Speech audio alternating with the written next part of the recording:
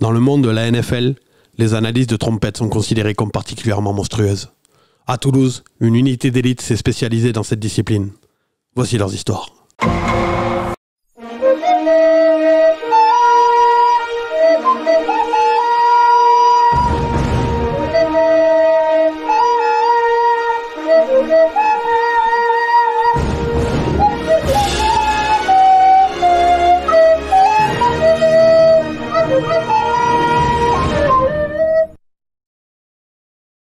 Et bonjour à tous.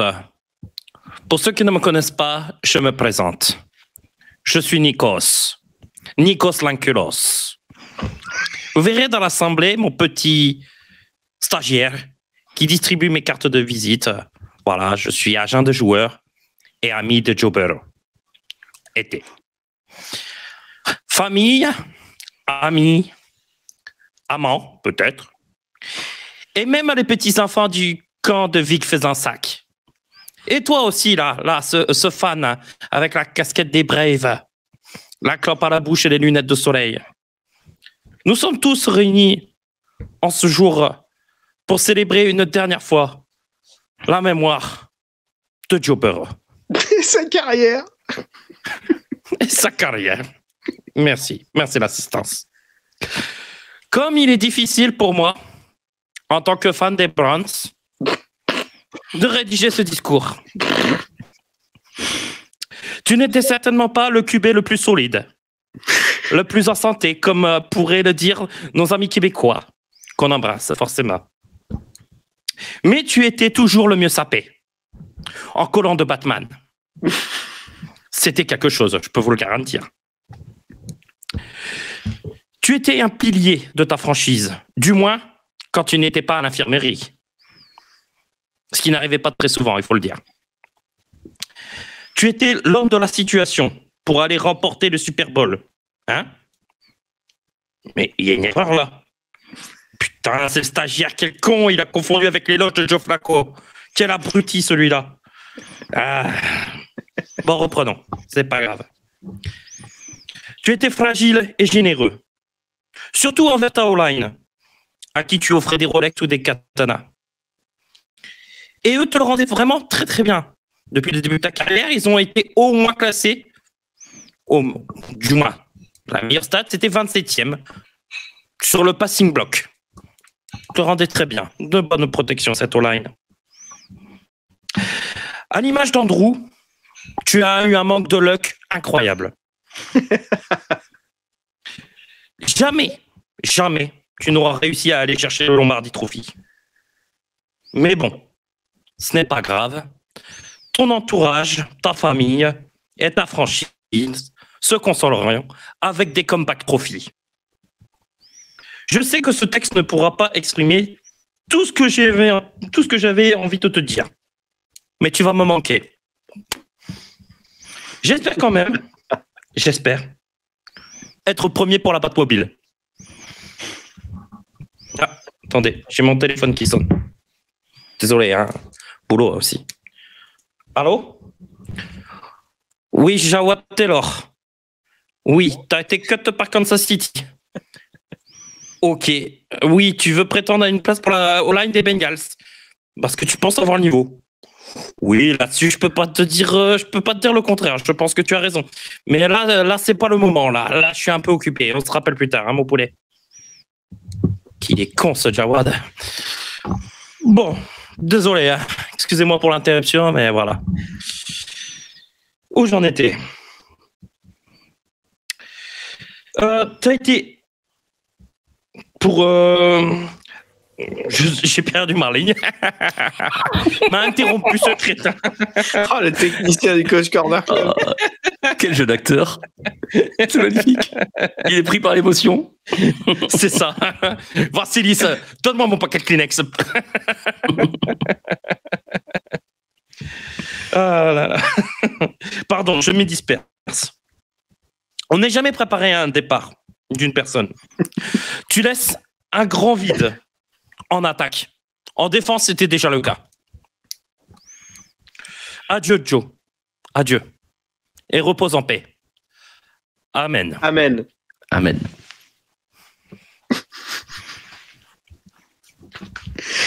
Bon, bah les gars, bienvenue sur le Coach Corner Club avec cette intro de Rémi.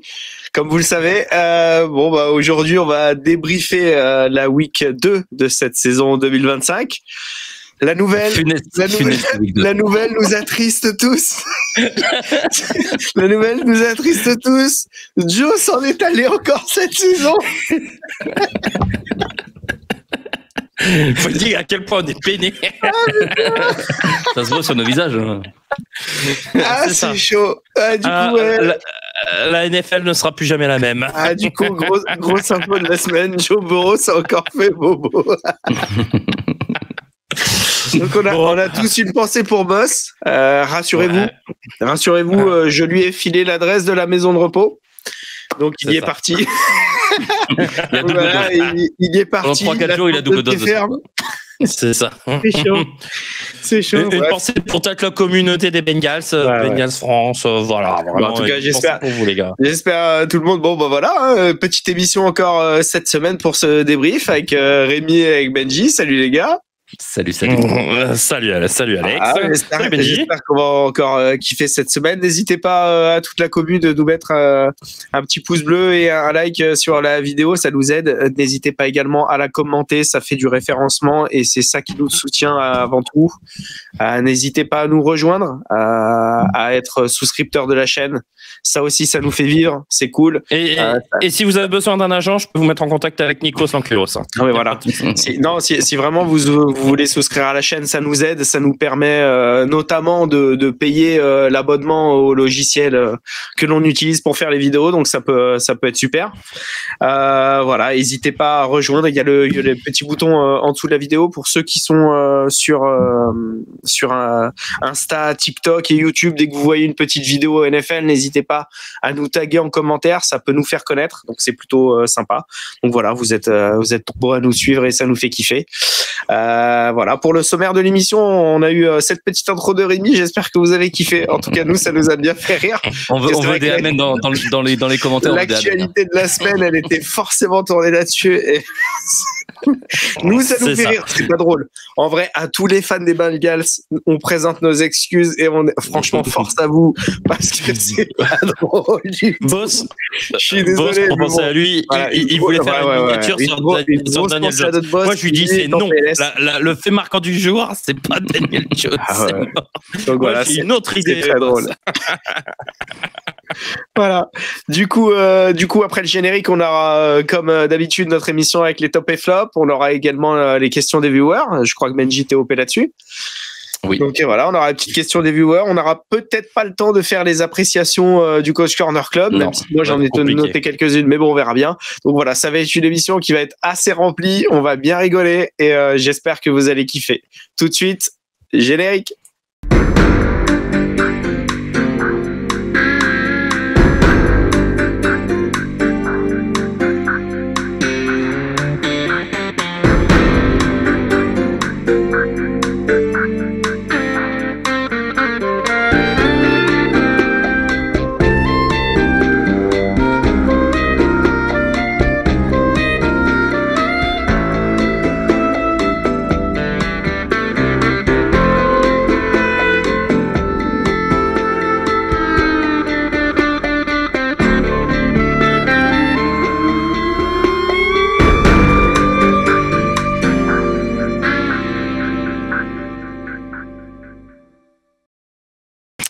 Allez, c'est parti. Une fois n'est pas coutume, messieurs. Je vais commencer par mon top. En direct. Petit côté perso, on connaît. Ouais, petit côté moi jeune, hein, quand même. Voilà, c'est ça. C'est le côté supporter des Browns qui est content que Burrow il soit déjà claqué. Tellement. C'est l'euphorie. Non, mais c'est l'euphorie, d'accord. Écoute, entre mes Browns qui ont pris une déculottée, mon week-end en fantasy qui a été mauvais, mes pronos qui n'ont pas été tip-top, il me fallait une satisfaction quand même dans ce week-end. C'est vrai que côté prono, les gars, avec Boss, on commence à prendre le large tous les deux, là. Ouais, ça y est, ils ont 2 points. 2 points. Il y a 2 points qui me séparent de toi. Ça fait 1 point par week, hein, quand même. Oui. T'inquiète.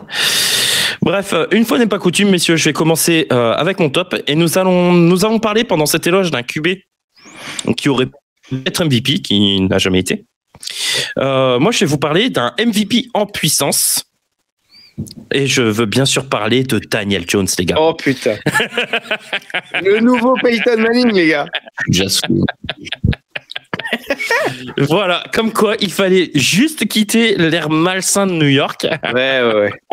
Et tu sais pour qu'à devenir un Indianapolis, vrai joueur. Rémi, à Indianapolis, pas plus tard qu'il y a 2 ans, il y a un quarterback qui a fait 2 super matchs, voire même 4 super matchs, et puis qui finalement craque, on n'en parle plus. Hein. Ah oui, non, mais je suis d'accord. Mais voilà, est-ce que Indiana Jones a trouvé sa franchise? En tout cas, moi, je le trouve très bon sur ces 2 premiers matchs. Après, les gars, moi, j'ai Bien ma sûr. petite théorie là-dessus. Hein. Ah, L'air de New York et les médias de New York, c'est pas fait pour tout le monde. oui, c'est vrai, c'est toxique. Sam Darnold, il est parti, tout va bien. C'est vrai. C'est vrai, c'est vrai. Et il y en a plusieurs. Hein. Ça a déjà été le cas de plusieurs quarterbacks, hein. Et même de plusieurs joueurs hein, dans ce cas-là. Donc voilà. Des fois, New York, c'est pas pour tout le monde. Alors, bien sûr, avant que, enfin, voilà, on va pas s'enjailler. Moi, je suis très content du début de saison des Colts. Enfin, pour les Colts, moi perso. Moi personnellement, bravo aux Colts. Pas à ça, et franchement, c'est pas mal. Voilà, c'est ça. Bravo au début de saison des Colts. Bravo au début de saison de Daniel Jones, qui est très bon. Alors, bien sûr, ça me fait marrer quand je fais, Pourvu que ça dure. quand je dis MVP. Mais voilà, fallait. C'était juste pour la joke. Il faut dire qu'il a été très bon encore ce week-end. Il fait 23 sur 34, 316 yards, 1 TD à la passe plus 1 TD au sol. Encore. Dans une victoire contre une équipe qui est quand même plutôt solide. On va pas se mentir, les Broncos, c'est pas. Ah oui. C'était quand même un bon match de football avec un. C'est une des hypes de l'intersaison, les Broncos. Hein. Voilà, qui c'est ça. finalement Pas pour tout le monde. répond pas Pas pour trop. tout le monde. Non, Non, pas toi, pour tout t'es le pas monde, hypé mais par Bonix, mais l'effectif. Ils ont fait une très bonne année l'an dernier. On les attendait quand même un petit peu renforcés et meilleurs. Et leur défense répond pas présent. Hein, donc, bon. Alors, la défense, pas forcément. Moi, la défense, qu'on m'a dit qu'elle était exceptionnelle, elle a pris quand même. Le premier match était très bonne. Non, mais le premier match était très bon de la défense.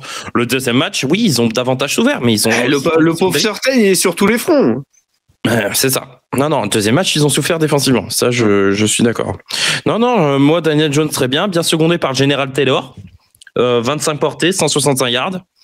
Une victoire dans un match épique. Les Colts étaient menés 28-23 en début du 4e quart. Ils ont su capitaliser, je vais y arriver, sur une interception de Bonix. D'abord, puis une pénalité pour un leverage. Alors ça, par contre, celle-là, je m'y attendais pas. Un coup de pied manqué de 60 yards se transformant en un field goal réussi de 45. J'ai mis Schrader, le kicker, a pu sortir son meilleur Kawabunga, du coup. Donc bravo à lui. Petite stat, les gars, le punter des Colts n'a jamais été utilisé. Le mec est payé à rien foutre depuis 2 matchs. Il est tranquille, le gars. Hein. À chaque fois, les Colts au premier match, c'était quoi? C'était 7 drives et rien. Ouais, mais... Et là, ils ont tout marqué parce qu'ils ont été stoppés en 4e tentative. Ouais. Mais enfin incroyable. Donc écoutez, si vous voulez un boulot pépère et plutôt bien payé, soyez punter des Colts. Punter des Colts. C'est pas trop mal quoi. Donc un petit record sur ces 2 matchs quoi. Donc et autre statistique, attention. La dernière fois que les Colts ont démarré à 2-0. Oh, c'était il y a 10 ans, facile. Non, c'est il y a plus, il y avait Peyton Manning encore. Et ouais, ils ont été jusqu'au Super Bowl, les gars. C'était en 2009, quand ils perdent contre les Saints après. Exactement, quand ils sont dérouillés par les Saints. Donc voilà. Donc c'est la petite stat, la fun stat. Donc la dernière fois que les Colts ont démarré à 2-0, ils ont été jusqu'au Super Bowl. Ouais, tu mettrais une pièce sur le. Donc Super Bowl là tu veux mettre une alerte huissier sur les Colts. Non. Ah, si tu veux mettre une take, on t'écoute. Hein. Vas-y. Non, je n'ai pas de take. Non. Après, je leur reconnais une chose, c'est que je m'attendais pas à ça, mais ça joue bien au foot. Franchement, Indiana, ils sont kiffants à regarder jouer. Je m'attendais pas à ça. Et j'ai vu vraiment contre les Broncos, c'était un très bon match. Enfin, pour moi, de vraiment de très bonne facture. Entre 2 belles équipes. Non, je suis très agréablement surpris par cette équipe des Colts. La défense est solide, la O-line permet à Daniel Jones de bien lancer. Daniel Jones, que j'attendais sur des petites passes seulement à l'intérieur, seulement dans le slot. Finalement, des fois, il envoie. Hein. Finalement, il arrive. La balle sur Alec Pierce, elle est magique. Hein. Je crois qu'il y a sur les 2 matchs, il y a plus d'une dizaine de passes profondes. Donc, j'avais peur que le jeu des Colts soit très stéréotypé, course, passe genre en course, passe écran, passe dans la slot et tout. Et en fait, non, il y a une très très bonne alternance. Et le coach d'école, ça dit qu'il avait une énorme confiance sur Daniel Jones et qu'il l'avait choisi pour ça. Hein. Mais en tout cas, ouais, là, j'ai vu un petit peu Shane Station l'a encensé comme il a encensé sa line. On sent que le groupe vit bien, que les gars sont confiants et sereins et attention à ces Colts, franchement, déjà partent avec un petit avantage. Là-dessus, hein. Franchement, pour tous ceux qui ont suivi la preview, moi, j'étais absolument pas fan de ce début de saison et ils m'ont donné tort. Franchement, moi, je les voyais pas un peu mieux que toi quand même, mais pas si bien que ça. Et force est de constater que pour l'instant, en termes de niveau de jeu dans cette division, pour moi, c'est de loin la meilleure équipe. En termes de niveau de jeu. Oui, pour le moment, oui. Moi, je peux pas mettre les trois autres parce que les Texans, ils sont déjà à 0-2. Exactement. Les Jags sont 1-1 et le calendrier est un petit peu... Ouais. Voilà. Donc... Attention. Donc les Colts peuvent prendre la poudre d'escampette, comme dirait l'autre. Et ouais. T'enflamme pas, d'une semaine à l'autre, ça peut changer. Ça peut changer, mais comme je te dis, sincèrement, en termes de football. En tout cas, il y a une belle dynamique qui s'installe, je suis d'accord avec toi. En termes de football, c'est l'une des plus belles équipes à avoir joué sur ces 2 premières journées. Premières, j'insiste. C'est surtout pour rester un petit peu factuel sur ton top. C'est-à-dire que les Colts, factuellement parlant, ils ont une belle ligne offensive. Ils ont un jeu de course qui s'installe. Ils ont fait un début de saison monstrueux. Ils n'ont pas des receveurs ultra stars, mais ils ont des bons receveurs qui font le boulot. Et la défense, elle n'est pas au niveau auquel moi je m'attendais. Donc, c'est-à-dire qu'elle est un petit peu plus performante que ce que je pensais. Et franchement, c'est ultra intéressant pour eux. Et le début de saison, il est vraiment encourageant. Ouais. Donc, bravo au travail de Shane Station, bravo à Daniel Jones et à l'ensemble d'effectifs des Colts. Franchement, moi je vous y attendais pas à pareille fête. Qui l'aurait cru pour Daniel Jones, hein? Ouais. Après moi j'ai une petite vibe Saints de l'an dernier quand même. Hein. Ah ouais, où ça démarre fort. Ça fait 2 matchs où ça démarre et en plus la pièce bien tout. C'est pour ça que j'ai dit attention. Ouais, non mais ça va. La semaine prochaine ils sont à Tennessee, mais. Ouais, Tennessee, il lâche pas les matchs. Hein. Il lâche pas les matchs, mais ils ont un quarterback qui prend des sacs comme Boss prend des cigarettes. Hein. Mais après, moi, justement, le fait d'affronter Tennessee et s'ils gagnent contre Tennessee, parce que pour moi, ils ont roulé sur Miami. Là, ils ont battu une bonne équipe candidate au playoff. Ouais. Voilà, pour moi, le fait s'ils battent Tennessee, ils peuvent être à 3-0 et ça devient 3-0 très intéressant pour eux. Ouais. Ce sera une forme d'accomplissement sur ce bon début de saison, en fait, pour moi. S'il n'y a pas de mauvaise surprise contre Tennessee, je me dis, ok, là, ils sont prêts. Et là, ça sera un vrai candidat crédible pour moi au playoff, même s'il n'y a que 3-0. Pour moi. Et puis, c'est surtout qu'à 3-0, tu prends une belle avance dans ta division, hein, déjà. Parce que t'aurais battu les Titans. Tu bats 2 équipes de l'AFC. Entre guillemets, c'est plutôt pas mal. Hein. Non, puis c'est ça. On dit bien s'ils battent les Titans la semaine prochaine. Sachant que les Texans, va falloir revenir. Va falloir aussi que les Jaguars supportent un petit peu le voyage en Europe, qui approche aussi bientôt pour eux. Et des confrontations qui ne sont pas forcément faciles aussi. Donc, aux Colts d'en profiter. Ils sont sur une bonne dynamique. Et puis voilà. Hein, donc voilà, moi, c'était mon petit coup de cœur. Je n'ai pas d'amour particulier pour cette équipe, encore moins pour Daniel Jones. Mais il faut reconnaître que ça joue bien au football. Que c'est agréable à avoir joué. Que l'attaque est performante et que la défense est très bien aussi. J'ai adoré l'interception et surtout la célébration de l'interception avec la mascotte. Ça m'a régalé. Interception dégueulasse. En vrai, les mascottes, c'est toujours ouf, c'est faux. Non, mais et puis la mascotte des Colts, elle est géniale. La mascotte des Colts, c'est une dinguerie. Si vous avez moyen de retrouver la célébration sur l'interception du joueur des Colts, c'est juste du kiff. C'est hyper drôle. Moi, ça m'a régalé. Ça m'a régalé. Donc voilà, c'était mon coup de cœur, les gars. Je sais pas si vous voulez rajouter quelque chose. C'est un super top. Surtout que ça fait écho, entre guillemets. Moi, je présente mes excuses. Hein. Moi, je croyais pas du tout aux Colts cette année. Donc franchement, je suis agréablement surpris aussi et je suis d'accord avec toi. C'est un vrai beau top pour cette semaine. Est-ce que tu peux dire que Daniel Jones est à mon QB, Benji? On va attendre quelques matchs avant. On va attendre quelques On va matchs attendre avant. un peu. Ouais, on va attendre un peu. Mais en tout cas, c'est un quarterback complet sur ce début de saison. On a vu que surtout à la passe et au sol, il était très bon. Pas énormément de déchets. Et franchement, non, c'est intéressant de le voir comme ça. Moi, ce que je retiens, c'est que c'est dingue quand même de voir tous ces joueurs qui réussissent en dehors de New York quand même. Ouais. Bon, même si McKinney était déjà bon à New York, les Julian Love et tout. Non, mais je te dis, Love, les il Sam était très bon à Darnold, New tout York. ça, il y a énormément de Stephen joueurs. Barkley, il était très bon à New York. C'est vrai. Donc voilà pour. Il n'y a pas les mêmes New York. Il y a 2 New York différents. Bah, il y a 2 New York, mais bon, c'est quand même les mêmes choses. Hein. Ouais.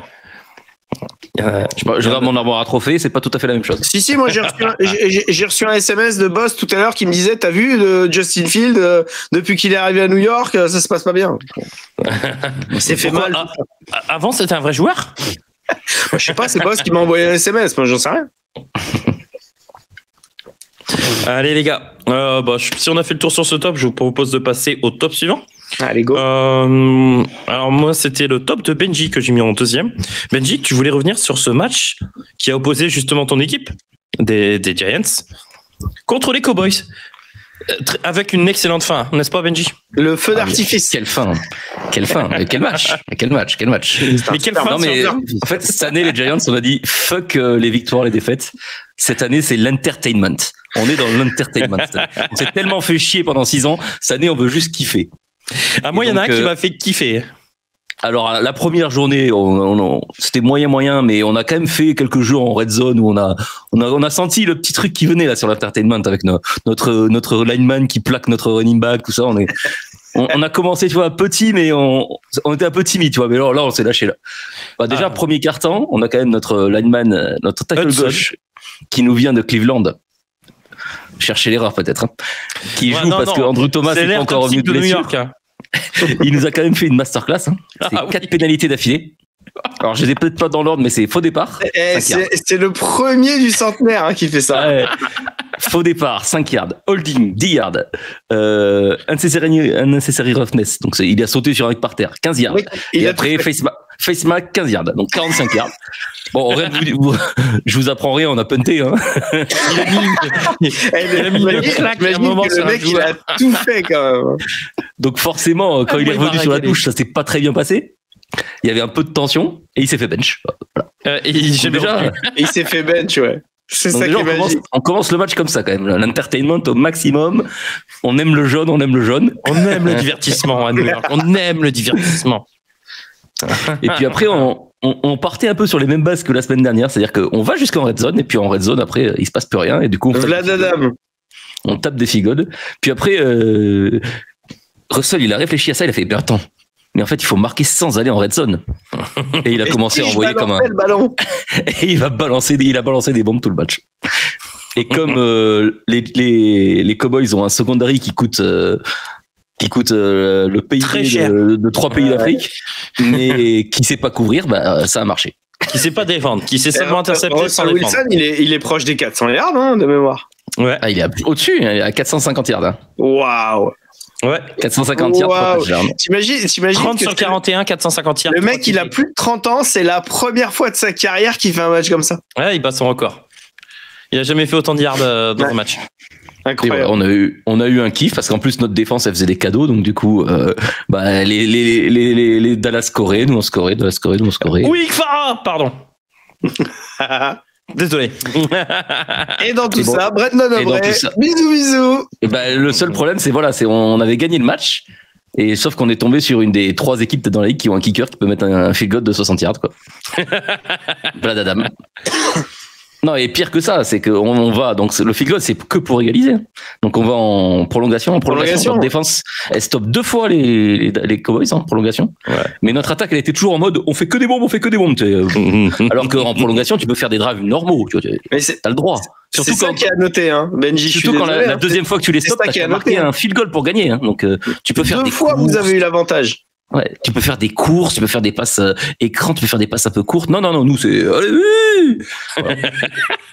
Et du coup, on a fait et Russell il a balancé une interception et on a perdu le match. Ouais. Elle est dégueulasse, il y a personne. En plus, elle est pas belle. Hein. Sur une double couverture horrible. Ah, il y a Et puis oui, en plus, personne, il n'y a même pas un receveur. interception. On met quand même le Dallas en 3e ou 4e tentative. Ouais. 3e est longue. Et là, Troisième est longue. notre pass rush qui marchait très bien. Notre coordinateur défensif fait. Bah attends, il faut qu'il marque un field goal, mais je vais blitzer, moi. J'ai blissé 6 joueurs. Comme ça, il y a 3 mecs en 1 contre 1 qui vont se faire griller. Et qu'est-ce qui s'est passé? On a pris 27 yards et ça suffisait pour la gagne, quoi. Donc voilà. Des champions. L'entertainment, hein, avant tout. Ça, c'est arrivé plein de fois cette semaine. Hein. Des C'était défenses, un très bon des match, défenses le qui, meilleur au match. moment crucial, ne font pas les bons jeux. Ah, ça, c'est clair. Hein. C'était pas le week-end des DB, de toute façon, de manière générale, c'était pas la week des DB qui se sont fait griller un peu à toutes les sauces. On a vu un nombre de passes profondes vraiment plus important ce week-end. Des équipes qui se sabordent elles-mêmes à la fin. Oh là là, il y en a eu qui font n'importe quoi, c'était incroyable. C'est ça. Non, c'était pas la week des défenses. Hein, ah non, c'est clair. C'est clair. Surtout, et puis même, surtout dans le backfield. Des équipes qui ont le match en main et qui font tout pour se aborder. Ah, Arizona, ils ont failli perdre le match. Jackson, les Jaguars, les Jaguars qui eux ont réussi à le perdre. C'est dégueulasse. Ouais, c'est ça. Les Broncos qui l'ont perdu alors qu'ils semblaient aussi être en contrôle. Alors ouais, c'est pareil. Non, bah, même les Steelers un peu. Les Steelers aussi. Ah, on va en parler tout à l'heure. On en parlera.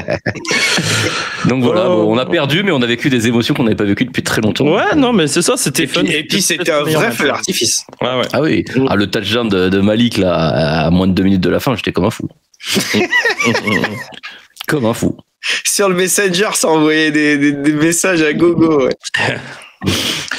Non, mais c'est ça. Moi, j'ai mis quelques stats là. Russell Wilson, donc comme on a dit, 30 sur 41, 450 yards, 3 TD, une interception. Il est leader de la ligue en yards, hein, d'ailleurs. Ouais.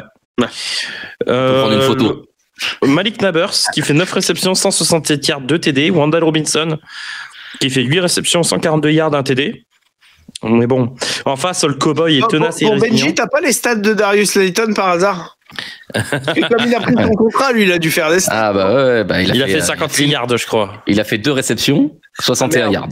Ah bon, tant pis. Sachant qu'il y a sa première réception de la saison, c'est 52 yards. Ouais, enfin bon. Il y en a un autre chez les Lions, il a fait 2 réceptions, c'est 2 fois 54. Hein, donc, bon. Oui. De l'autre côté, à noter le bon match de Javonte Williams, la renaissance de Javonte Williams, qui est dans la lignée de son premier match. 18 portées, 97 yards, 1 TD. Et dire que l'an dernier, il y en a un dans l'équipe, il l'avait enterré parce que justement, il était pas bon. Bah, moi, je suis désolé. Rémi, un commentaire? Bah, moi, je le trouvais nul. Je veux dire ce qu'il est, je le trouvais nul. Mais des fois, t'es pas dans la bonne équipe. T'es pas derrière la bonne O-line, tu performes pas.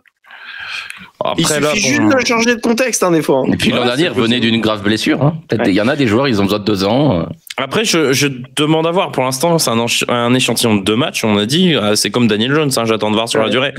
Je ne crois toujours pas. Il a quand même repris un petit peu le niveau qu'il avait en début de sa carrière. Ouais, mais je ne crois toujours pas en jeu au sol de Dallas, moi perso. Après, c'est bien. Sachant qu'ils ont perdu leur centre pour 6 à 8 semaines. Hein.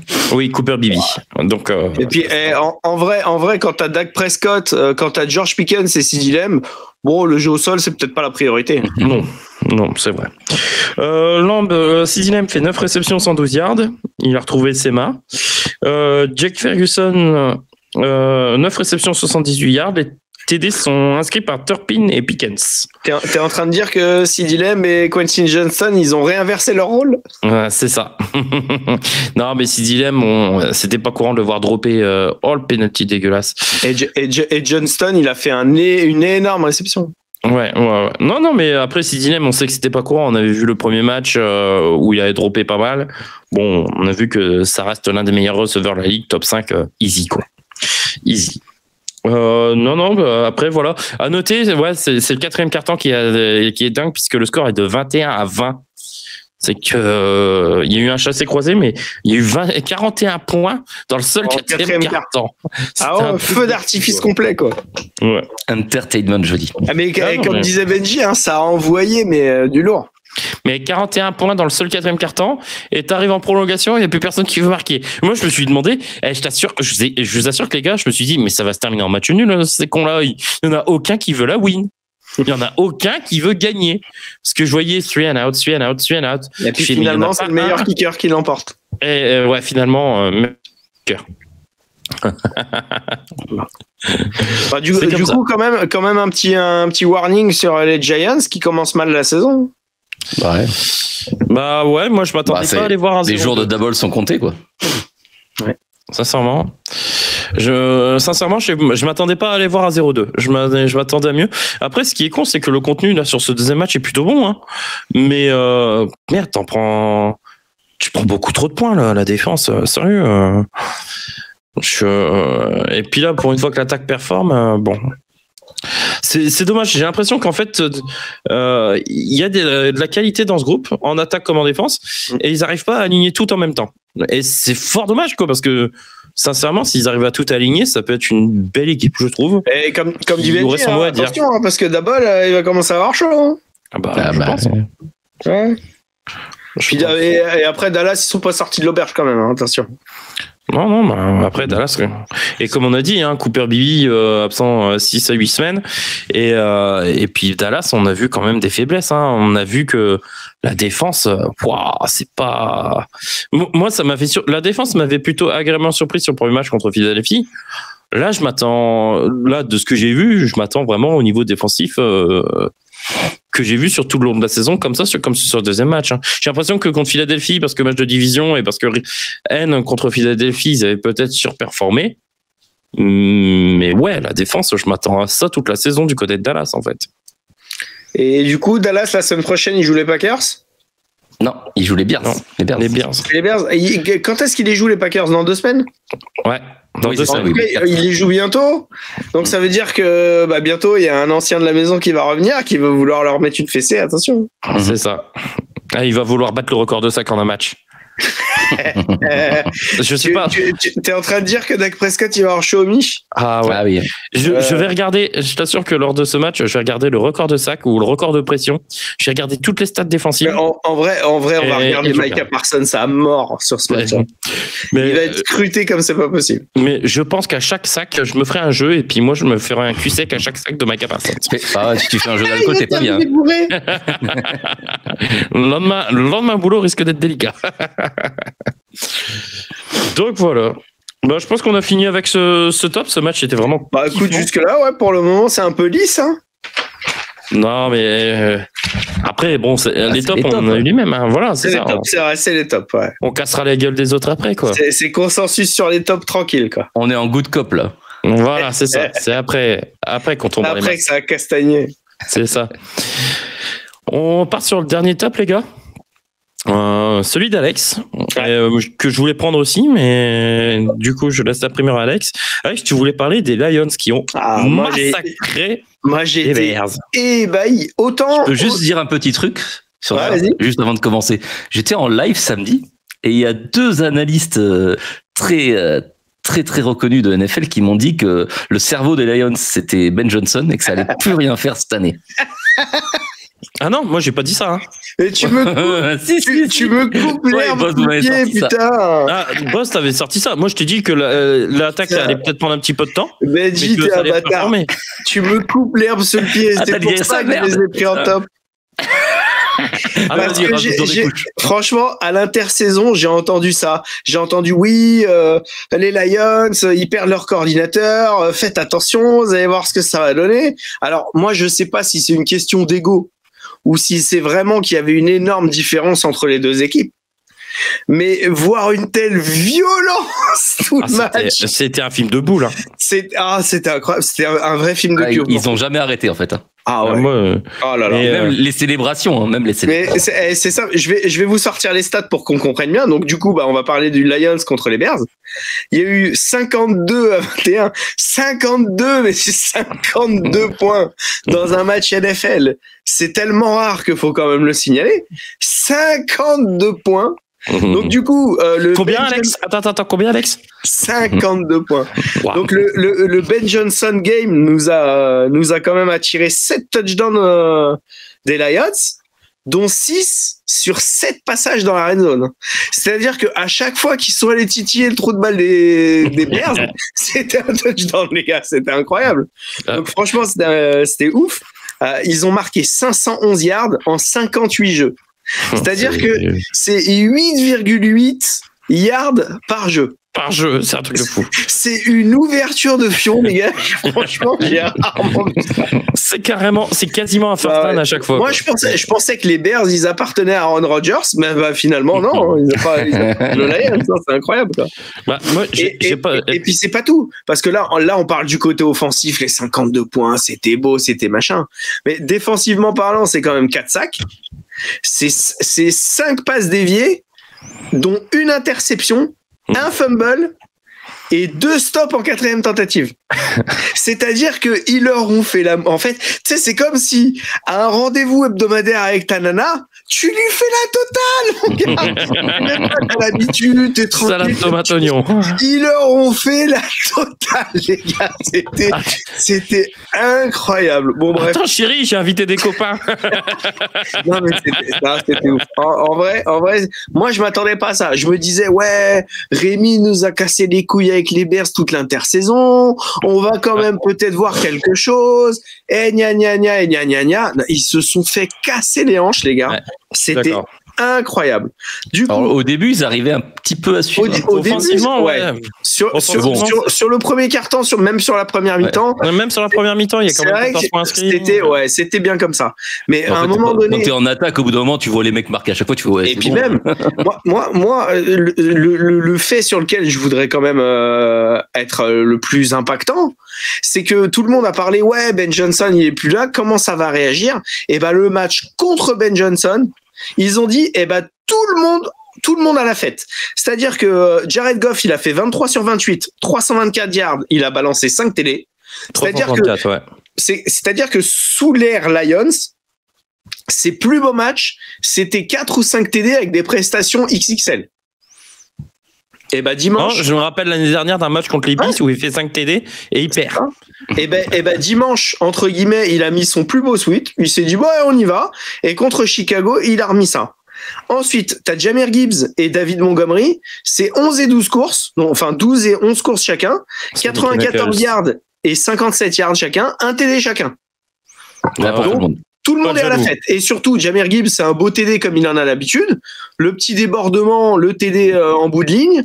Et Montgomery, comme d'hab, comme un bourrin, plein sang, plein fer, on y va. Knuckles. C'est-à-dire que, entre guillemets, ils ont gardé leur style. Et pour dire à Ben Johnson, attends, non, mais on garde notre style, mais on est capable. En fait, c'est pas toi le style, c'est nous. Donc ça, c'était intéressant. Amon-Ra St. Brown, il a été omniprésent. Il a été de quoi? Hat-trick. Ouais. Il a été target 11 fois, 9 réceptions, 115 yards et il met 3 TD. Donc franchement, bon voilà, il a prouvé qu'il était là. Et Jameson Williams, j'en ai parlé un petit peu plus tôt. Le mec, il fait seulement 2 réceptions, mais 2 réceptions de 54 yards les deux. Donc une pour un TD. C'est-à-dire qu'en fait, dans cette attaque, donc l'attaque, la soi-disant super attaque de Ben Johnson, eh ben sans lui, tout le monde a été performant et tout le monde a scoré. Donc franchement, non, moi je m'attendais pas à ça. En vrai, il y en a beaucoup qui avaient des doutes et tout. Moi, je pensais pas qu'il y avait des doutes parce que vu le matos qu'ils ont en attaque, voilà, c'est ce que j'ai. Tous les noms que je viens de dire, c'est incroyable. Mais du coup, du coup, belle performance et pour moi, c'est un énorme top cette semaine. Non. Et après, il y a la défense, les gars, parce que là, on parle des 52 points en attaque, mais la défense, elle a été omniprésente, les gars. Hein. Jack Campbell, il a été partout, même si, sur le touchdown de comment il s'appelle. Le touchdown de Rome Odunze. Pour ceux qui reverront l'action, sur le touchdown de Rome Odunze, il fait une slant et en fait, il passe devant Jack Campbell et Jack Campbell, il réagit pas. Il le laisse partir et derrière, le linebacker qui laisse partir le receveur, il peut pas le rattraper et à touchdown. À part cette seule erreur du match, Jack Campbell, il a été partout. C'est le leader de l'équipe en tackle. Et c'est surtout celui qui a récupéré le fumble qu'a provoqué Brian Branch. Un vrai capitaine de défense. Vrai capitaine de défense, c'est exactement là-dessus. Brian Branch, pardon, lui aussi, il a fait un énorme match parce que c'est lui qui a fait l'interception, je crois. Non, c'est lui qui a fait le first fumble.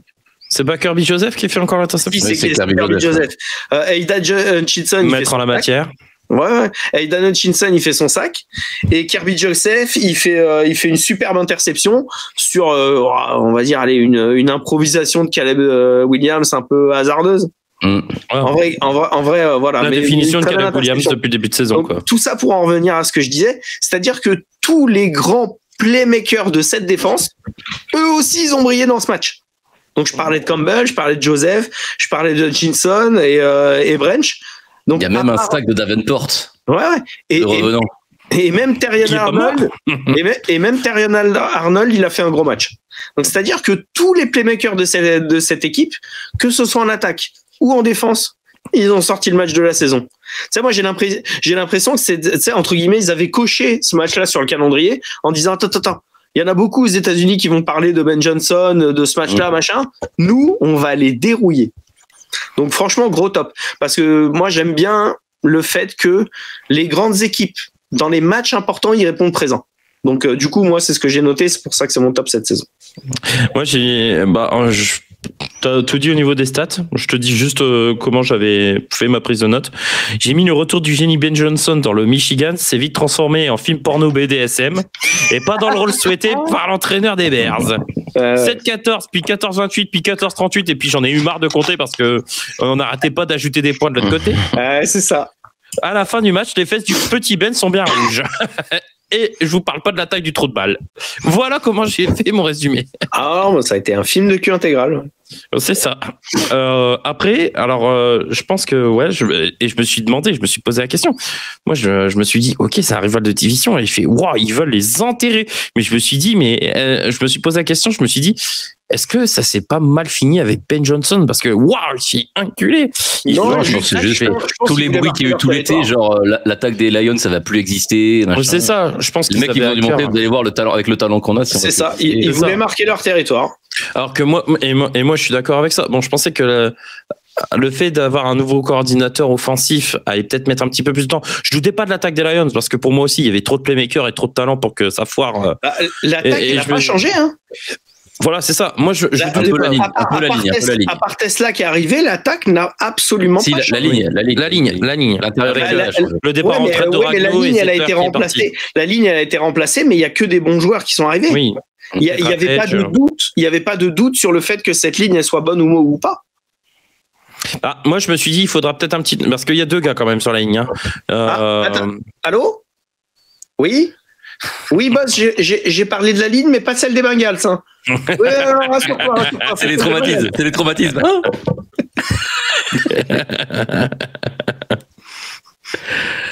En tout cas, Riley Reid s'est trouvé un match référence. C'est son match préféré. Non, mais ouais. Non, c'était une correction, quoi. Moi, je me suis dit, putain, est-ce qu'ils ont mis un contrat sur la tête de Ben Johnson et tout? Bon, par contre, l'attaque, moi, j'ai des questions plus envers les Bears. J'en avais pas beaucoup envers les Lions. Je savais que ça allait déjà rebondir après les Packers. Quoi, Rémi? T'as des questions sur ta hype de la saison? J'ai des questions déjà. Mais alors, c'est pas des questions envers Ben Johnson, des questions plus sur les Bears. Je l'ai pas mis en flop parce que je savais qu'on allait aborder ce match. Mais les questions, c'est par rapport à deux personnes. Déjà, c'est que fout le coordinateur défensif? Parce que entre le choc contre les Vikings et là les 52 points encaissés. Alors après, je sais bien après il y a eu la perte de Jalen Johnson dans le match. Mais quand même, tu prends pas 50 poins tous les week-ends non plus. Non, c'est clair. 52, pardon. Non, et puis le choc contre les Vikings, non, c'est bon. Donc déjà, moi j'ai des questions sur le coordinateur défensif. Je me demande comment il fait son travail du côté des Bears. Je sais plus son c'est Denis Allen. Mais bon. C'est Denis Allen. Hein. C'est Denis Allen, ouais. Oui. Est-ce qu'il aurait pas oublié ses notes de l'époque, j'en sais rien, ou est-ce que la NFL va trop vite pour lui? Mais en tout cas, sur ces deux premiers matchs, parce que moi j'estime que la défense et au moins le backfield de Chicago mérite mieux que ça, même sans Jalen Johnson. Je pense que après le match contre les Vikings pendant plus de 3 quarts temps, ils les éteignent les Vikings. Ouais.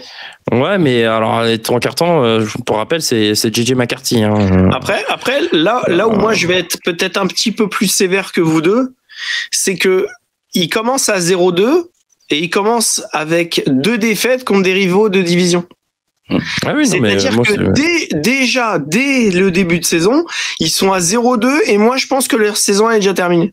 Ah oui, non, mais là, Je c'est sais pas clair. si ça vous fait cette impression-là, Ah, si, mais pour je moi, c'est pense fini. que déjà la hype des Bears 2025 elle est déjà éteinte. Ah oui, pour moi, c'est fini aussi. Pour moi, c'est fini aussi. C'est con parce que c'était une des. Après, Matek, c'est top 10 attaques. Bon, pour l'instant, on en est loin. Mais. Oh, quel mais- visionnaire, ce Rémi! Mais bon, après, ils font 21 points et puis, je sais plus, sur le premier match, ils en font 21, 22. Enfin bon. En attaque, Odunze, ils arrivent quand même à mettre des points, même si, bon, ils peuvent, ça serait bien qu'ils montent jusqu'à 30. Mais moi, c'est la défense, tu peux pas. Et ma deuxième question, moi, c'est bordel, Caleb Williams, sérieux, quoi. Ah, c'est poussif. Ouais. Il est temps qu'on mette un débat parce que c'est pareil, ces feuilles de stats, elles sont pas moches, mais c'est des trompe-l'œil. Sa feuille statistique, c'est un Moi, c'est surtout 19 sur 30, 207 yards de TD peur. interception. Moi, j'ai l'impression qu'il panique énormément, qu'il improvise énormément, un petit peu comme c'était son jeu à l'université. Hein. Faut se rappeler que c'est un mec qui improvise beaucoup et qui est capable de coups d'éclat. Mais en NFL, faut quand même prouver un minimum que tu peux rentrer dans le cadre et t'en tenir à une feuille de jeu pendant tout un match, quoi.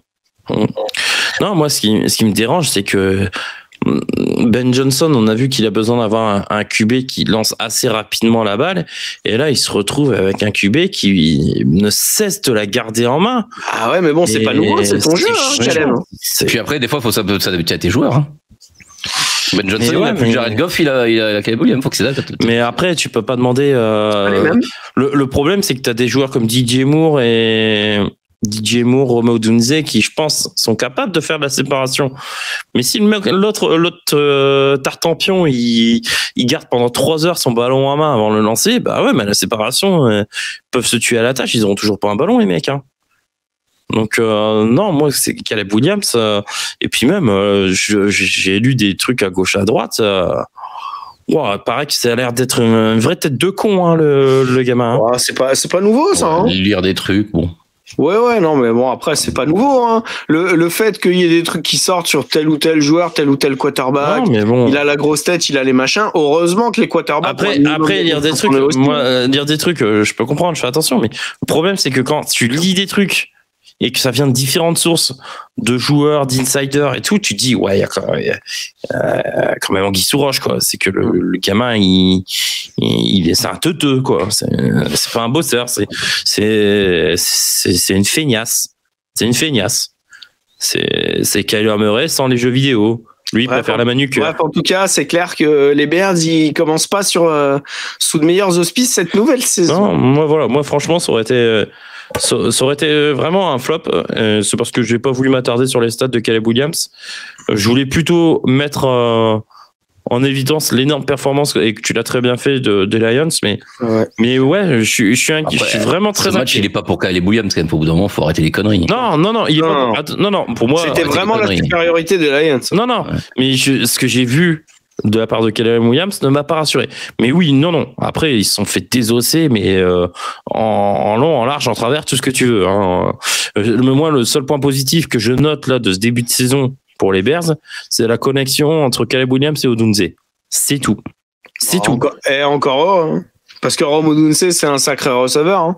C'est tout. Non, parce que je m'attendais à mieux du jeu au sol, je m'attendais à mieux de la ligne. Le jeu au sol est pas bon. Hein. Le jeu au sol n'est pas bon, je m'attendais à mieux de la ligne. En défense, tu t'attendais tout simplement à ce que Ben Johnson il mette une empreinte assez rapide sur cette attaque. Oui, c'est ça. Alors que ça prend du temps en fait. Ouais, faut laisser le temps, attention. Ça prend du temps aussi de changer tout. Ça dépend. C'est ça. Moi, je te prends l'exemple des Commanders avec Dan Quinn, ça a pas pris tant de temps que ça. Hein. Là, si tu te rappelles de l'an dernier, leur début de saison, il est pas très bon. Ouais. Ils prennent feu justement après les matchs des Bears. Et même en prenant feu, tous les matchs, il les gagne miraculeusement à la fin grâce à Jaden Daniel. Hein. Mais ouais, non, là, j'ai des doutes. Et plus ça va, plus j'ai l'impression que Caleb Williams, c'est un feu de paille. Ouais. On verra bien. Est-ce que, messieurs, vous voulez passer sur les flops de l'émission? Bah oui. Ah ouais. Oh, putain, oui, puisque 56 minutes, j'avais pas vu. Flop, Benji, ton flop, moi j'ai mis les Vikings, je suis désolé, je sais que t'avais l'arbitrage, mais l'arbitrage on en parlera à la fin avec le mien. si t'es ok. Donc je t'ai mis les Vikings. Ok. Une défaite 22-6. Le mec, il lui annonce comme ça. Oh, finalement, tu vas prendre ça en flop. Puis Non, parce qu'il m'en a mis deux. Il m'a dit les arbitres et les Vikings. Donc voilà. L'arbitrage, on en parlera enfin lors d'un match qui est moi pendant mes flops. Les Vikings, qu'est-ce que tu voulais dire sur les Vikings? Est-ce que c'est Vikings en général ou est-ce que c'est le QB que tu voulais pointer? Non, c'est en général. Bah, le QB, de toute façon, on s'y attendait. C'était un rookie, en fait, puisqu'il a jamais pas joué l'an dernier. L'année dernière, il fait une deuxième belle première mi-temps, enfin, une deuxième mi-temps assez intéressante. Enfin, surtout le quatrième quart-temps. Ouais, un carton. Et puis finalement, on s'est rendu compte qu'il a beaucoup de mal. Ouais. Puis, enfin, il n'y a pas que lui, il y a la ligne aussi. Bon, il leur manque Daricho, mais bon, c'est parce qu'il manque. Non, mais ils sont débordés, hein, t'as raison. Leur ligne, elle est vraiment pas au niveau de l'an dernier. Du coup, le jeu de course s'en fait ressentir. Enfin, surtout avec Aaron Jones, avec Jordan Mason, ça se passe un peu mieux. Aaron Jones déjà est blessé et il était passé. Il est blessé, Aaron Jones. Ouais. Et Jordan Mason est passé numéro 1. Hein. Aaron Jones, puis même, on l'a vu dans même la défense, tu vois. Et même la défense, c'est quand même leur style de défense, c'est quand même plus compliqué quand tu le mènes pas au score et que tu pousses pas l'adversaire à devoir en faire plus. Ah bah quand tu dis ça, il peut gérer et tout ça. Et puis pour revenir sur ce que vient de dire Benji, moi à la base de la base, dans cette émission, mon flop ça devait être les défenses qui soi-disant étaient dominantes et qui ne performent pas depuis le début de saison. Donc c'est pour ça que je vais revenir là-dessus. Et franchement, je suis vraiment d'accord avec ce que Benji dit. Hein. La défense, elle est pas au niveau du tout. On l'a vu bien meilleur ces 2 dernières saisons. Et franchement, le coordinateur défensif, pourtant, c'est un expert et il fait des bons trucs. Mais là, sur les 2 premiers matchs, on voit que c'est pas ça. Il va falloir se réajuster pour les Vikings s'ils veulent vraiment faire quelque chose de cette saison. Parce que les 14 victoires de l'an dernier, elles sont loin, là. Ouais. Moi, je vais pas être tendre avec les Vikings. Pour moi, Minnesota, sur ces 2 premiers matchs, c'est de la grosse merde. Je le dis sincèrement. Allô non, moi c'est de la grosse merde. Et franchement, le jeu au sol n'est pas bon. Moi, le JJ McCarthy, pour l'instant, j'ai vu 7 cartes très mauvais et un qui est très bon, mais que. D'ailleurs, la question je sais pas si vous avez vu les têtes de Justin Jefferson et d'Adam Thielen sur le banc. Ah ouais. Mais les mecs, ils sont dépités, quoi.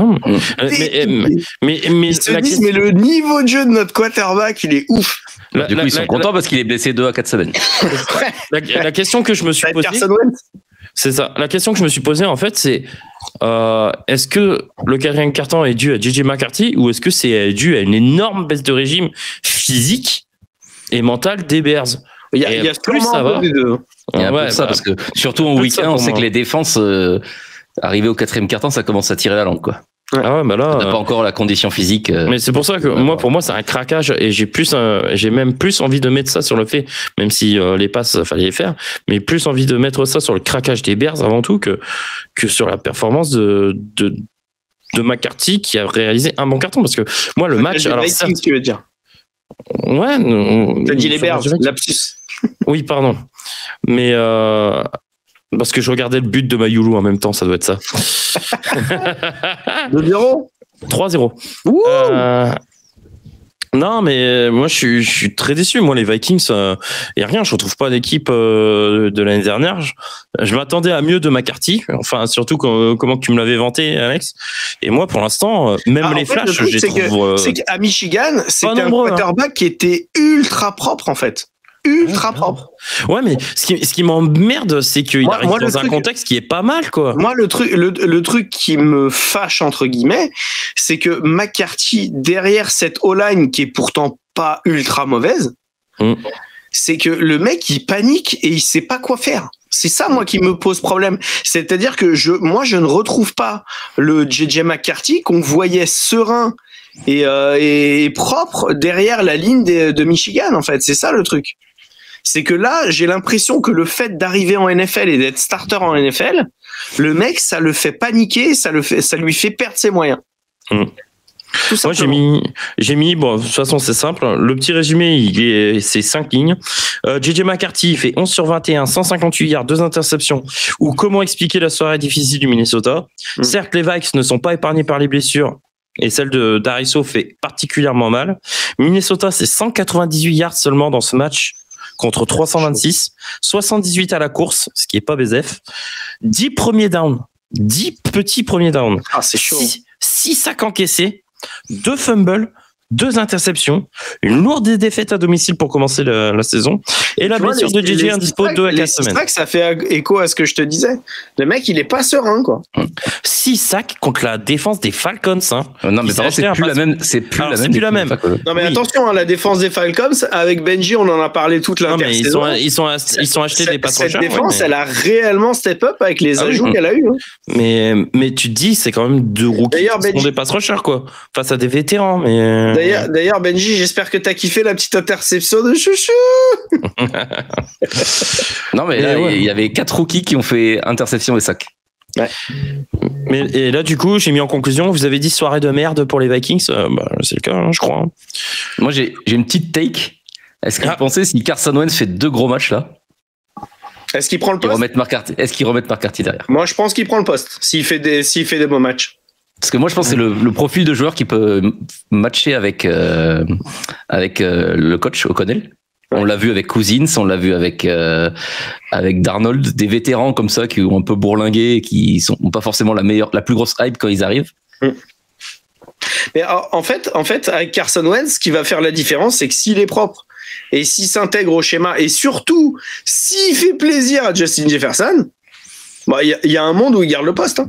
Ah ouais. Moi j'ai des doutes sur Carson Wentz. Vu la gueule de Justin Jefferson sur le banc de touche, vous avez vu à un moment donné, Beansport, ils ont fait, Beansport ou la télé américaine, ils ont fait un gros plan sur sa tête où tu le voyais fermé, dégoûté sur le bord du terrain. Ça, en vrai, ça veut tout dire sur l'impact que lui va avoir sur le fait que JJ McCarthy se sente bien ou pas. Hein.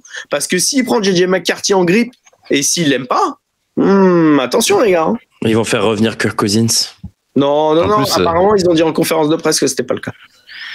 En plus, il a de la chance. Il commence par la défense des Bengals, Carson Wentz. Il va pouvoir se faire plaisir. Hein. Il va pouvoir kiffer un peu. En tout cas, il sera pas saqué, donc ça va être cool. Non, si. Shepard Stewart, il est pas à l'infirmerie. J'ai vu qu'il s'est blessé apparemment. Bon, on verra, hein, ça se trouve, il sera revenu. Il s'est blessé sur un sac. Non, pardon. Non, pas sur un sac. Il s'est blessé sur une pression d'un quarterback. Non plus. Il a plus tendance à se prendre les pieds dans le sac, le Chemar, mais bon.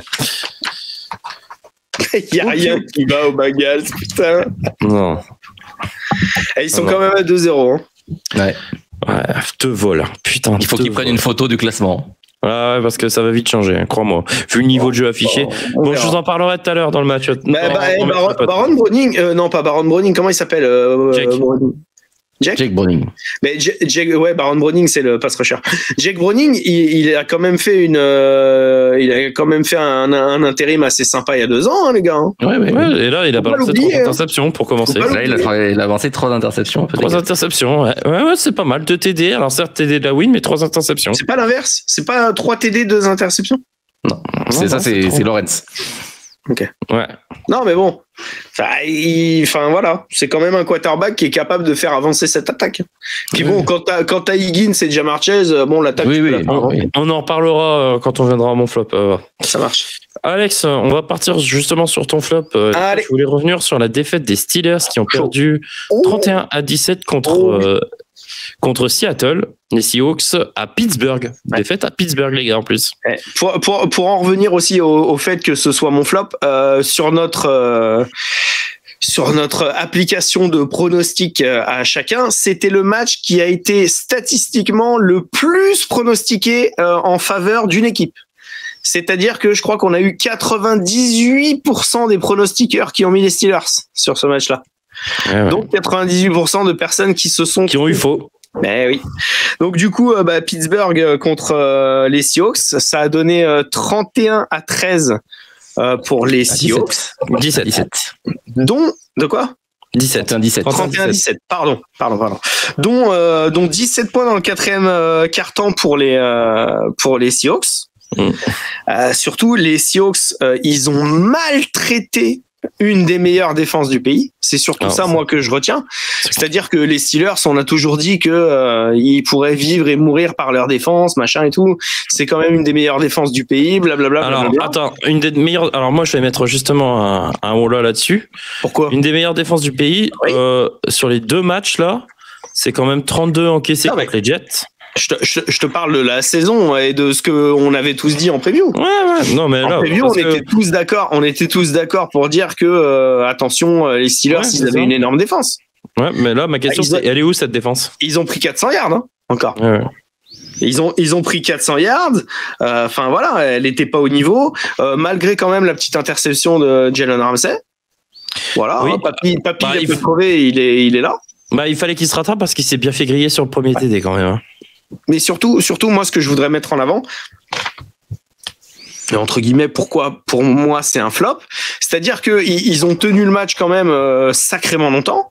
Il y a eu 14-14, même 14-17 à un moment donné, mais c'est surtout que pour moi il y a eu une bascule, c'est-à-dire que à 14-14 en fin du 3e quart-temps, Rodgers il lance une interception, je sais pas si vous vous rappelez, mais dans la end zone, c'est-à-dire elle est pas pour lui.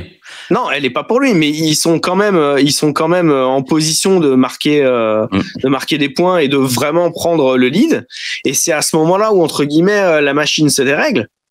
Donc c'est-à-dire que Rodgers il lance une interception où entre guillemets le DB fait quand vous vous rappelez, je sais pas, mais le DB dont on s'est foutu de la gueule la semaine dernière, il fait non c'est pas lui qui intercepte. C'est pas lui. Kendrick. Mais les DB en règle générale de cette secondary des Seahawks la semaine dernière, on s'est foutu de leur gueule. Et finalement ils font le match cette semaine. Donc du coup, comme quoi, après, le football américain, c'est pas pareil. Elle touche les mains de Kevin Austin, qui la lâche mais en l'air. Qui la lâche en l'air et puis finalement, c'était une dédicace pour les Browns. Il fait le jeu. C'est ça. Il a fait une Cedric Tillman ou une Jerry Jeudy. Il a dédicacé aux Browns. Là. Mais du coup, je crois que c'est une spécialité AFC Nord en fait. Ce genre d'interception. Et du coup, à partir de là, c'est vrai que le momentum il tourne et comme on le sait en foot américain, des fois c'est ultra important quoi. Et à la fin du match, il y a aucune 3e tentative qui est arrêtée par les Steelers. Hein. C'est-à-dire qu'à chaque fois que les Seahawks ils vont arriver en 3e tentative, ça va passer. Et ça tout le 4e quart-temps. Et notamment une 3e égale sur les 19 yards. Et c'est Kenneth Murray qui va la marquer, une course de 19 yards pour le large. Donc c'est-à-dire que même les 3e et longues à la fin du match, ils n'arrivent pas à les stopper. Donc du coup cette attaque elle a vraiment failli pour moi. Cette défense pardon. Ouais, elle a vraiment failli et surtout on le voit sur le dernier drive, la défense elle fait le jeu qu'il faut et elle intercepte Rodgers une nouvelle fois en fin de match histoire de sceller vraiment le truc. Mais ouais pour moi je les mets en flop et c'est surtout cette défense des Steelers qui encaisse 31 points et la manière dont ils les encaissent. La défense encaisse pas 31 points. Non, c'est vrai. Il y a Caleb Johnson qui est un peu fautif sur le retour de kick-off. Un peu beaucoup, ouais. Un peu beaucoup. Et en plus, c'est ça qui tue le match parce que les Seahawks viennent de marquer. Alors, pour moi, c'est pas ça qui tue le match. Il y a eu le momentum qui avait vraiment changé. Et c'est juste après. Là, ça a été un coup de pouce, quoi. Non, mais il y a l'interception, il y a field goal des Seahawks, et ça qui enclenche. Et il y a ça qui bute un peu tout. Ouais. Donc tu prends un moins 10 d'un coup, quoi. Enfin, même un moins 17, parce qu'il y avait quasiment touchdown pour les Steelers, donc il y a 17 points de différence d'un coup. Et c'est après, vrai que je vais quand même, on parle toujours bien de Mike Tomlin, mais pourquoi Caleb Johnson il retourne des coups de pied déjà, quoi? Le mec, dans sa carrière universitaire, il en a retrouvé 5 dans sa carrière. Ouais. 5. Enfin, je veux dire, c'est. Et puis surtout, pourquoi l'aligner? Et puis Caleb Johnson, qu'est-ce qui lui passe par la tête, quoi? Ouais. Le pauvre. Et c'est lui qui va manger. Mais... Bon, moi, pareil, j'étais à peu près dans votre sens, les gars. Donc, j'ai mis 32 points encaissés en week 1, 31 en week 2. Où est donc passée la défense des Steelers? Cette dernière encaisse pas moins de 395 yards, comme tu as dit, Alex. Et encaisse 21 premiers downs contre 13 seulement pour les Steelers. Moi, la défense m'a semblé vieillissante et aux abois. malgré 2 interceptions quand même provoquées dans ce match. J'ai mis que pour moi l'attaque a cette fois été pas très inspirée, sincèrement. Je m'attendais à mieux. Et comme quoi, d'une semaine à l'autre, t'as vu Rodgers la semaine dernière, tout le monde disait ouais, t'as vu, il balance 4 TD, il est là, blablabli, blablabla, et puis finalement, papy là, il a rien fait cette semaine. Mais là, c'est ça. Moi, on a retrouvé le vieux Rodgers, 18 sur 33, 203 yards, 1 TD, 2 interceptions, vraiment le Mbappé de 150 ans là. Et puis à partir du moment où votre running back est votre meilleur receveur, bah je me dis que tu peux pas aller loin. Hein. Warren, c'est le meilleur receveur sur ce match avec 86 yards en réception. Là, ça tombe bien parce qu'à la course, il sert à rien. Et puis la mais à la course, il y a pas de course constante aussi. Hein. Ouais. Donc j'ai mis difficile d'envisager une bonne soirée. Papy Rodgers finira en apothéose, blâmant ses coéquipiers et surtout Calvin Austin pour ses mauvais tracés. Ouais. J'en ai déjà ma claque en fait de Rodgers. Il y a 2 matchs, j'en ai déjà ma claque. Ça y est. Moi, mettre top 11, vas-y, c'est bon. Top 11 dans le ranking, quoi. Avec un match comme ça. Allez vous faire enculer, quoi. Ouais. Non, Rodgers, il a été nul. Alors, il n'a pas été aidé par ses coéquipiers. Hein. De toute façon, c'est toute l'attaque qui a été nulle. La défense a été pitoyable. La défense, elle n'a pas été au niveau. Hein. Et les unités spéciales, hormis Chris Boswell, qui, comme d'hab, fait son taf, n'a pas été bon non plus. C'est un match manqué. Tout simplement. Attention, sans foirer. Il va falloir se reprendre contre le pass rush des Patriots la semaine prochaine. Hein. Mais voilà. Et le problème, c'est que si tu n'accroches pas les Seahawks à ton tableau de chasse, c'est dommage, quoi. Parce que, on rappelle, Pittsburgh, c'est un peu comme l'année dernière. Le calendrier en début de saison, c'est le moment où il faut taper. Et attention, parce que ce calendrier en début de saison, là, du coup, pour eux, ils sont à 1-1. Ouais. Ils sont à 1-1, mais là, ils vont jouer les Patriots. Ils vont recevoir les Vikings, ils vont recevoir les Browns, donc et là, ils vont aller aux Bengals. Non, mais pour l'instant, ça va. Mais t'as intérêt à capitaliser. Ouais, mais il va falloir... Attends, parce que ce match contre les Seahawks, moi, comme je vous l'ai dit, Pittsburgh, il y a 98% des personnes qui les ont pronostiqués. Ouais, je suis d'accord. Donc, c'est-à-dire que là, moi, je viens de te dire Patriots, Vikings, Browns et Bengals. Je pense que là, on est tous à dire qu'ils en prennent au moins 2 ou 3 sur ces 4 matchs. Pour moi, ça doit être 3 sur 4 minimum. Hein. On est d'accord. Moi, je te dis qu'il y a un monde où ils font pas ça. Hein. Donc, il faut falloir faire attention. Hein. Parce que moi, le calendrier des Steelers, j'ai regardé, c'est la même chose que l'année dernière, c'est-à-dire un début où il va falloir fructifier avant une fin de calendrier. Inculé. Non, à la fin de la calendrier, il y a Miami et Cleveland quand même. Hein. Oui, à la toute fin, mais juste à la toute fin. Entre-temps, t'as des sérieuses grosses équipes. Hein. Mais après, il va falloir montrer autre chose que ce qu'on a vu là. Bah là, c'était bien les. Hein. Jeu au sol, va falloir retrouver quelque chose. Je sais pas, fait jouer Caleb Johnson ou fait vraiment des brèches pour Jalen Warren. C'est pas le bon moment pour mes Patriots de les prendre. Ah bah oui. Pour moi, c'est le meilleur moment. Hein. Pour moi, le jeu au sol, ils ont pas signé le bon running back. De toute façon. Est-ce que la semaine prochaine, vous allez pronostiquer les Patriots, les gars? Je sais pas, je vais réfléchir. Après, les Patriots, c'est en trompe-l'œil. Hein. Ouais. Ils ont joué le paillasson de la Ligue. Oui. Parce que pour moi, les Dolphins, c'est le paillasson de la Ligue. Tout le monde va s'essuyer. Pour moi aussi, les pieds dessus. Et on s'est essuyé les pieds dessus. Merci, Benji. Vous avez failli pas le faire. Hein. Ouais, moi, c'est ça qu'imaginais. Ça a été chaud. Vous avez fait quelques culottes un peu. On parlera pas de ce match-là, les gars. C'était pas prévu au programme. Attends, je regarde ma feuille. Non, c'était pas prévu au sommaire, les gars. On ne parlera pas de ce match-là. Le pass rush des Pats, j'en attends beaucoup plus. Mais t'es sérieux? Pour moi, ils se sont réveillés que vraiment sur la fin de match. Hein. Statistiquement, c'est un des meilleurs pass rush de la ligue, les gars. Bah, moi, j'en attends encore plus. Attends, on a 2 défensifs tackles selon Pro Football Focus qui sont un des 2 meilleurs de la ligue. C'est-à-dire que Milton Williams et Christian Barmore, c'est sur les 5 défensifs tackles, ils font partie des 5 à eux 2 à être ceux qui mettent le plus de pression sur la poche. Bah moi, on a Harold Landry qui fait partie des defensive ends qui met le plus de pression sur la poche également. Mais je m'en attends encore plus. Notre pass rush, il répond présent. La seule chose qui nous fait défaut, c'est que notre défense aérienne, elle est pas du tout au niveau, elle est absente, et c'est surtout que nos défenseurs, ils sont incapables de faire un vrai bon plaquage. C'est juste ça, hein. Mais je pense que tu vois pas les mêmes matchs que moi. Hein. Bah moi je te dis, moi je me fais les matchs des Patriots en replay de A à Z et je peux te dire que franchement la défense, en tout cas le pass rush, il est bon. Hein. Cette ligne défensive, elle est très bonne. Hein. Moi, toute l'attaque en elle-même, elle est pas bonne. Pour moi, ils ont fait les jeux décisifs à la fin, mais pour moi, je peux pas dire que le pass rush a fait un bon match. Pourtant, je peux te jurer qu'ils sont pas mal. Moi, c'est pas mon ressenti. Je m'attendais à mieux. Sincèrement, je m'attendais à mieux. Tu t'attends à mieux parce qu'on prend des points, parce qu'on est incapable de plaquer un putain d'attaquant adverse, c'est tout. Et Christian Gonzalez, il manque beaucoup aussi. Il manque beaucoup, Christian Gonzalez. Mais moi, je sais pas, c'est symptomatique de ce que je viens de dire. C'est qu'à un moment donné, je sais pas si t'as vu, mais il y a Devon Etchen qui fait une réception et qui va foutre 20 ou 30 yards sur une de ses réceptions. Et ben, t'as le linebacker, il y va épaule en avant, qui met même pas un bras à droite, un bras à gauche pour essayer de le plaquer. Il y va juste pour lui mettre un coup. Et ça, pour moi, c'est pas un plaquage. Bon, c'était la petite parenthèse Patriot Dolphins. Ah ouais, t'es en train de me foutre les nerfs, vas-y, change de sujet. Non, mais moi je te dis, j'en attends beaucoup plus. On est dégueulasse même quand on gagne un match contre les sardines, ça me rend ouf. Ah, c'est vrai. Moi, du coup, on a fait le flop d'Alex, Benji, on va terminer par le mien. Moi, mon flop, c'est les Jaguars. Ils ont perdu 31 abordés. Oh là là. 31-27. C'est simple. J'ai mis en majuscule, comment les Jags ont-ils pu perdre ce match? Ils ont fait la course. Tu arrives à casser Joe Burrow et t'en profites pas? Non, mais c'est ça. Ils auraient pu profiter de la sortie prématurée de Joe Burrow, des 3 interceptions de Browning, du jeu au sol famélique des Bengals, puisque je crois qu'il y a 70 yards au sol ou une connerie dans le genre. Même pas 70 yards. Mais non. Même en faisant tout ça, en réunissant toutes ces conditions, les Jaguars ont réussi à perdre le match. Truc de fou, quoi. Ils se sont abordés dans le 4e quart.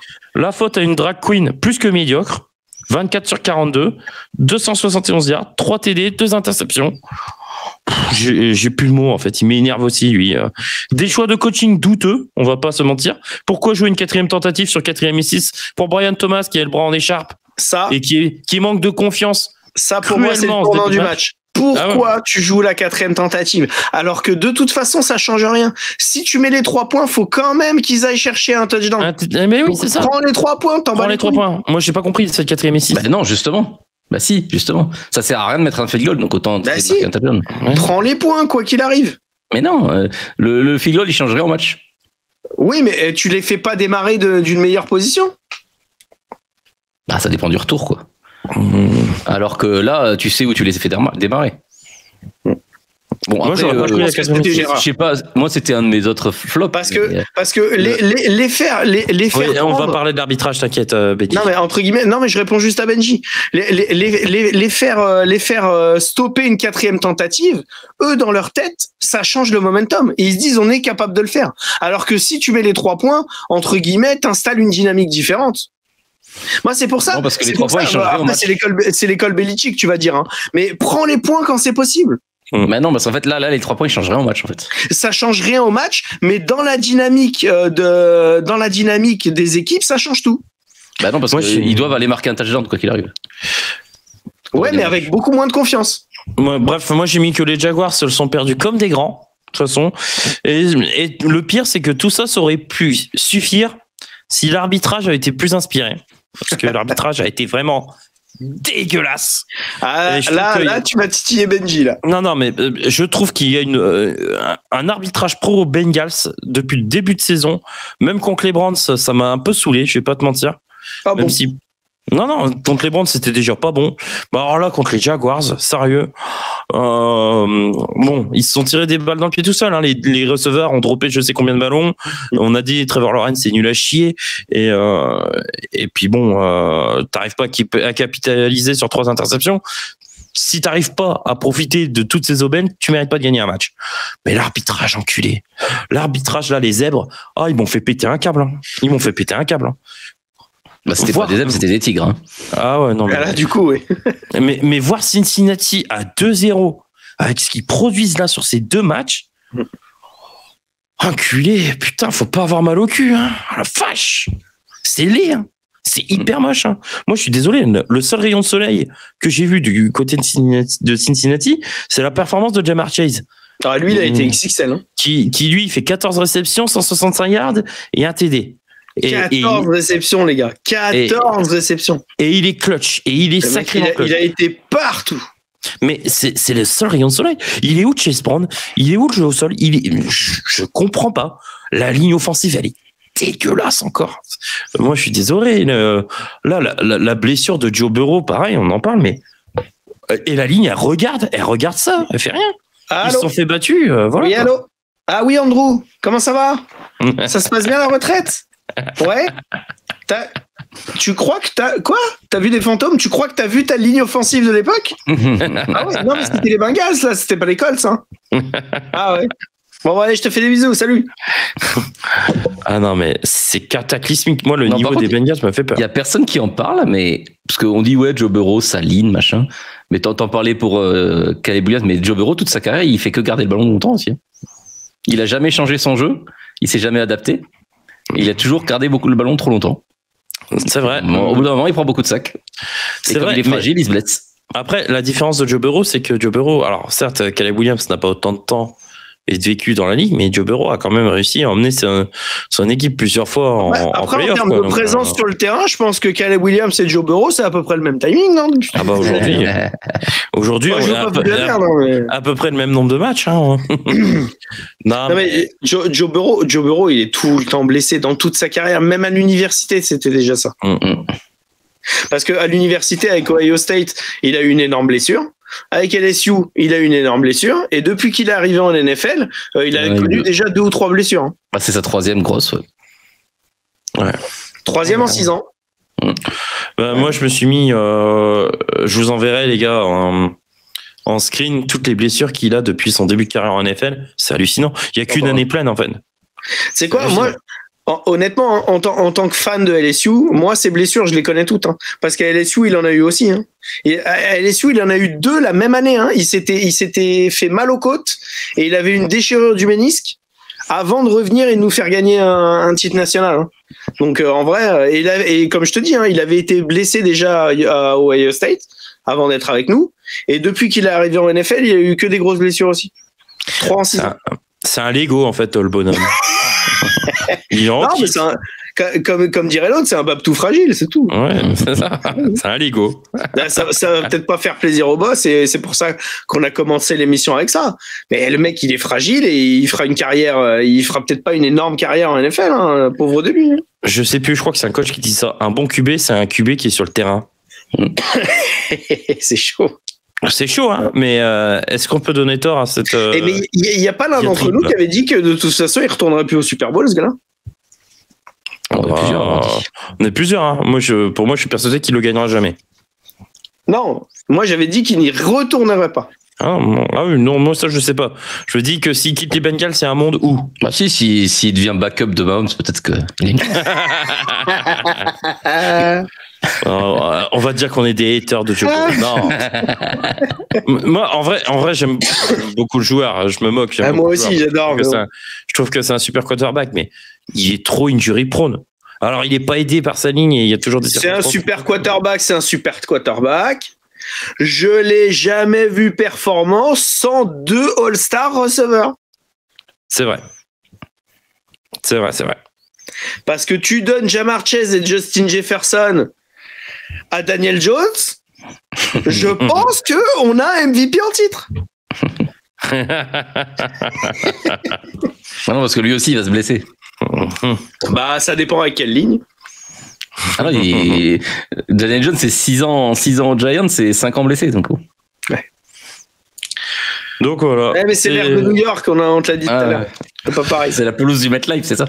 Non, mais exactement. Et pour revenir sur les zèbres, moi je me rappelle d'une passe interférence, je crois, à Travis Hunter. Non, mais c'est sur le drive de la victoire. Le drive de la victoire. Travis Hunter, il court la route avec le receveur, il tourne la tête, il dévie le ballon, passe interférence. De toute façon, cette semaine-là, c'était un peu mon flop. Parce que ton flop aussi. Non, mais sur cette semaine-là, entre tous les matchs, les passes interférences, je connais plus la règle. Hein. Ouais, non, mais sur le Colts Broncos, en première mi-temps, t'as une passe dans la end zone pour Alex Pierce. T'as Riley Moss qui est accroché sur lui comme un koala, sans tourner la tête. Pas de passe interférence, rien. 2 minutes après, t'as Xavier Howard et Cortland Sutton, il court une route. Bon, ils ont un peu accroché les deux, mais le ballon, il est lancé, mais 2 mètres dans leur dos. Il y en a aucun des deux qui tourne la tête, donc les deux ballons inarrêtables. Et là, passe interférence. Je fais bon, je comprends plus rien. Alors que le ballon, il est inattrapable. Inattrapable. Ouais. Sachant que c'est la base dans la règle, c'est qu'il faut que le ballon soit attrapable pour qu'il n'y ait pas interférence. Sinon, tu peux siffler un holding ou une connerie comme ça, mais. Non, voilà, mais c'est ça. Sur ce le manage, j'ai rien compris. Non, puis même en début de match, je me rappelle. Puis bon, oui, il y a le fumble de Burrow qui. Ouais, voilà, est annulé. c'est ça, Alors le fumble de Burrow. Ça, faut en parler, hein. Parce que le match, c'est plus moi, le on même m'a à cassé les 14-0. couilles pendant des années avec la tuck rule. Voilà, faut en parler, c'est un fumble. Non, mais c'est un fumble. fumble. Tous les jours, C'est un fumble. Et moi, je suis désolé, c'est un fumble. Il se fait contrer. Oui, comme au basket, il se fait contrer. Le geste de passe n'est pas encore initié, hein. Il se fait contrer, point barre, terminé. Moi, je comprends pas, là. Mais... Enfin, bon, tu comprends pas, c'est du favoritisme et puis c'est tout. Oui, c'est tout. Et d'ailleurs, comme je suis lancé sur l'arbitrage, il y a un autre truc dont je veux parler, c'est le touch push, là. Je veux bien, ça a été autorisé, machin, c'est marrant, machin. Enfin, tout le monde déteste ce jeu. Mais par contre, pourquoi il est pas arbitré, ce jeu? Parce que sur le match contre les Chiefs, il y a 2 fois en 4e tentative, il y a des faux départs, mais hallucinants, qui sont pas sifflés. Bon, après, c'est peut-être trop de demander aux arbitres de le jeter des faux départs contre les Eagles, parce que bon, je veux dire, Lane Johnson, là, il y a un snap dans le 2e quart-temps de la week 17, il est déjà parti, là. C'est jamais qu'ils soient en retard. Donc bon, c'est peut-être trop de demander aux arbitres de jeter des faux départs contre les Eagles. Et moi, il y a un truc qui me fait rire. Allô, oui? Oui, Jawan? Oui, non, mais Benji, il a pas dit ça, attends. Non, mais oui, diffamation si tu veux, mais Benji n'a pas dit ça, c'est toi le roi du faux départ, pardon. Oui, non, mais il va retirer, je m'en occupe, il va retirer. Non, mais après, moi, c'est ça, il y a autre chose qui m'a fait marrer, et là, je suis d'accord. Le leverage qui a été sanctionné au Broncos. Bon. Celui-là, il y est. Non, il y est, mais genre, il n'y a pas de leverage sur un touche-push, quoi. Non, c'est pas pareil, c'est pas les mêmes règles. Moi, j'ai l'impression que c'est prime à l'attaque. Non, par contre, le touche-push, c'est n'importe quoi, parce que les faux départs, ils les sifflent de partout, sauf sur cette action-là. Alors que le principe de l'action, c'est d'être à la limite du faux départ. C'est ça. Non, c'est vrai que je suis d'accord avec toi, pour les Eagle Chiefs, c'était flagrant. Mais bon, après... Puis bon, c'est bizarre, mais on voit pas les réactions des spécialistes de l'arbitrage de l'an dernier, là. C'est une honte, comment ça se fait, ils sont plus là. Ils sont plus là. C'est bizarre. C'est bizarre quand ça favorise pas les équipes qui pensent, hein. Ouais. Sur les Bengals et sur les Eagles. Et d'ailleurs, moi, je voulais revenir là-dessus. Un petit mot quand même sur les Chiefs qui commencent à 0-2. Est-ce que c'est inquiétant ou est-ce qu'on s'inquiète pas plus que ça? Ah si, moi je suis inquiet. Je suis très inquiet. Là, ça démarre vraiment mal. Moi, je suis très inquiet. Moi non, parce que les 2 matchs, ils sont dans le match, hein, les 2 fois. Alors oui, 2 fois ils sont dans le match et 2 fois c'est serré. Mais 0-2, c'est 0-2. Le match, ils le perdent sur le drop de Kelsey, là. Il y a beaucoup d'équipes ces dernières saisons qui ont commencé à 0-2 et qui étaient prétendantes et qui s'en sont pas sorties. Moi, je suis très inquiet par leur manque d'armes, par deux, le calendrier qui leur est pas favorable. Leur manque d'armes, attention, hein, parce que le manque d'armes, il est temporaire. Oui, ça va revenir. Et puis l'arme principale, elle est là. Et il a pas mal aux orteils. Non, c'est sûr. Il a pas de torfto. Oh la balle perdue, putain. Le souci, c'est que, je sais pas, Mahomes. Ah non, Mahomes, il est. Depuis les 2 matchs qu'il a fait. Il a un sacré niveau depuis le début de la saison. Les 2 matchs qu'il a fait. Moi, sur les longues passes, je trouve qu'il manque un poil de précision. Ouais, enfin bon. Après. Là, sur ce match-là, il a raté une fois Thornton et la deuxième fois, il a touché. Hein. Sur les longues passes, je l'ai connu plus précis. Plus précis. À chaque fois, il vise Thornton. Et il l'a touché une fois et ça a donné un extraordinaire jeu. Donc bon. Voilà. D'ailleurs, moi, content de voir Thornton, on verra bien quand Tyreek Hill sera revenu. On verra bien quand Tyreek Hill sera revenu. Alex, un mot sur Thornton, votre ancien 2e tour. Quand il est ciblé. Mais bon, après, non. Par contre, je peux pas te laisser dire ça, hein, parce que à part faire ça, il sait faire quoi sur un terrain de football? Ah bah non, mais au Chiefs, il va servir qu'à faire que ça. Oui, non, mais d'accord. Mais pourquoi il est pas resté au Patriots? Le Jalin Hayat. Jalin Hayat, c'est différent. Franchement, il a d'autres cordes à son arc. Mais par contre, Tyquan Thornton, à part courir vite et aller dans le fond du terrain, il sait rien faire d'autre. C'est pour ça qu'il est pas resté aux Patriots. Mais aux Chiefs, il va prendre un rôle que... un peu sévère, pour dire ça. Les Chiefs, ils adorent d'avoir des joueurs comme ça. Oui, je dis pas le contraire. Mais il va servir qu'à ça. Mais non, moi, pour répondre à ta question, moi, je suis quand même un peu inquiet. Franchement, le calendrier, alors certes, Rashirai et Worthy vont revenir, mais en quel état de santé et quel niveau physique? Est-ce qu'ils vont subir une méforme? S'ils reviennent, c'est qu'ils seront en forme, hein. Sinon ils reviennent pas. Bah ouais, mais Pacheco, tu le retrouves en forme, toi, après une année blanche et tout? Je retrouve plus le même joueur. Pacheco, il a joué 2 lignes défensives qui étaient très bonnes. C'est pas pareil. Ah, je sais pas. Moi, j'ai l'impression de pas retrouver le même joueur. Bah, Pacheco, il a joué 2 très bonnes lignes défensives. C'est ça qu'il faut mettre en avant aussi. Hein. Bah, on verra. Et la défense, elle a joué 2 bonnes attaques et elle s'est bien repris. Ouais, exactement. Moi, je suis plus inquiet pour les Eagles. Hein. Ah, moi, je suis le plus jeu de inquiet passe pour les des Chiefs. Eagles, il y a pas de. C'est quoi l'excuse du jeu de passe des Eagles? Ouais. C'est quoi Moi, je suis plus inquiet par les Chiefs. Les Eagles, moi, j'ai la vibe il y a 2 ans. Là. C'est ils gagnent des matchs qu'ils devraient pas gagner jusqu'au moment où ils vont plus les gagner. Ouais, on verra. C'est vrai que il va falloir que Jalen Hurts retrouve son jeu de passe, mais en attendant. Mais c'est quoi l'excuse? Pourquoi le jeu de passe il est aussi catastrophique? Ah, mais j'en sais rien. Mais le jeu de passe n'est pas d'excuse. Je suis d'accord avec toi. Tout le monde est là. Hein. Il est en pleine santé. Mais voilà. Mais la différence, c'est que je pense que ça peut revenir parce que les armes, il les a. Que pour l'instant, Mahomes n'a pas toutes ses armes et je ne sais pas dans quel état de santé ils vont revenir. Enfin, Mahomes, il a pas toutes ses armes, mais lui, il est présent et il joue bien. Oui. Donc, quand il aura ses armes, ça risque d'être quand même costaud. Oui, mais la différence, c'est le bilan. Tu as une équipe à 2-0 et une équipe à 0-2. Là, on est d'accord. Et le calendrier. Alors certes, le calendrier des Eagles, excuse-moi. Hein. Ah non, mais il est pas simple. Ils sont dans le top 5 des pires calendriers. Donc je suis d'accord, il est pas simple non plus. Ils jouent les Rams ce week-end d'ailleurs. Oui, ils jouent les Rams, mais ils sont à 2-0. Les Rams qui vont arriver, qui ont coché ce match. Oui, je pense aussi. Mais là où les Chiefs sont à 0-2, alors certes, ça va peut-être être plus simple contre les Giants, et encore, ça dépend du visage des Giants. Mais l'entertainment, on t'a dit. L'entertainment. Après, t'as Ravens. Là, c'est bizarre, mais Patrick Mahomes, il va envoyer du beau. Après, t'as Ravens, Jaguars, Lions, je crois. Eh ben, putain. Non, ça va être compliqué. C'est pour ça que je voulais mettre ça sur la table. Les Chiefs, ça va être compliqué. Moi, je suis. Alors, attention, hein. Pour moi, ils vont aller en play-off. Hein. Mais pas sûr qu'ils finissent premier. J'en mettrai pas ma main à couper, moi. Bah, pour moi, ils vont se qualifier quand même pour la wildcard. Ouais. Parce que la fameuse gueule de bois post Super Bowl perdu. C'est pas que dans les rêves, hein, les gars. Et après, le backfield défensif. Ça peut arriver à tout le monde. McDuffie est très bon. Enfin, il est bon sur ce début de saison. J'ai un peu plus d'interrogations sur de l'autre côté. Mais voilà. Moi, je suis plus inquiet pour les Chiefs que pour les Eagles. Les Eagles, oui, le jeu de passe m'inquiète. Mais je pense que ça va revenir. Il y a trop de bons joueurs pour que. Ah oui, bien sûr. Bien sûr. C'est écrit. Bah, je pense que ça va revenir. C'est vrai que l'an dernier, ils avaient un jeu de passe qui était absolument magnifique. Oui, bah, Saquon, ils peuvent brûler des chandelles, les supporters d'Eagles, parce qu'ils se blessent, il n'y a plus d'attaque. C'est fini. Alors, on verra. À part faire des touches-push, demander aux arbitres d'avoir le droit à 50 down et faire que des touches-push. Tu sens le seum. Je pense. Tu sens le seum. Je pense qu'il y a un peu de seum. Non, mais moi, je vous dis, les Eagles, ça va finir en autre bout dans cette saison. Parce que même le backfield défensif, ils se sont fait griller par. Là, je suis d'accord avec toi. C'est vraiment pas la même défense que l'an dernier. Ouais. Ils se sont fait griller par les armes des Chiefs, les mecs. Hein. Moi, je pense qu'ils ont besoin d'un peu plus de rodage en défense. Ça va venir. Le rodage, on va arriver en week 3, Rémi. Rodage de quoi? T'as vu beaucoup d'équipes C'est la saison régulière, hein. Faut y aller maintenant. Tous les matchs, ils comptent. Hein. Mais je suis d'accord, mais t'as vu beaucoup d'équipes prêtes défensivement ce week-end? T'es le premier à dire ça tout à l'heure. Ah bah non, défensivement, moi les défenses m'inquiètent, on est d'accord. Oui, mais je suis d'accord. Eh ben, j'ai l'impression que toutes les défenses, les 3/4 des défenses de la ligue sont en rodage. Les gars, ils sont pas prêts en attaque non plus, parce que leur jeu de passe est catastrophique. Oui, mais alors je suis d'accord. Le pire de la ligue en ce moment. Je suis d'accord, mais ils sont à 2-0. Oui, super. Ils ont commencé à 10-0 il y a 2 ans, et après ça a été la chute libre.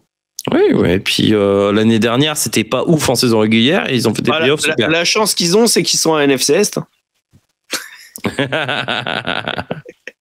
Pardon, Benji, c'était facile. Bon, je pense qu'on a fait le tour sur les top flops. On fait les questions rapidement. Je ne ferai pas de fire bullet parce que 1h35. Est-ce qu'on lance un jingle? Est-ce que Boss aura prévu un jingle, vous pensez? On le tente, on sait jamais. On le tente. Bon, du coup, messieurs dames, tout de suite, les questions des viewers. Alors, le retour des questions d'ailleurs. Ouais. Oui. Bon, on n'avait pas prévu le coup la semaine dernière. Excusez-nous, c'est le Coach Corner Club. Donc, alors, question de Théo Mendez. Salut les gars, est-ce que Joe Burrow Est-ce que Joe Burrow pourrait vous faire une Andrew Luck, être un quarterback extrêmement talentueux, capable de merveilles, mais être contraint par les blessures de plus en plus accrues graves? Salut Théo. Contraint à la retraite. Question.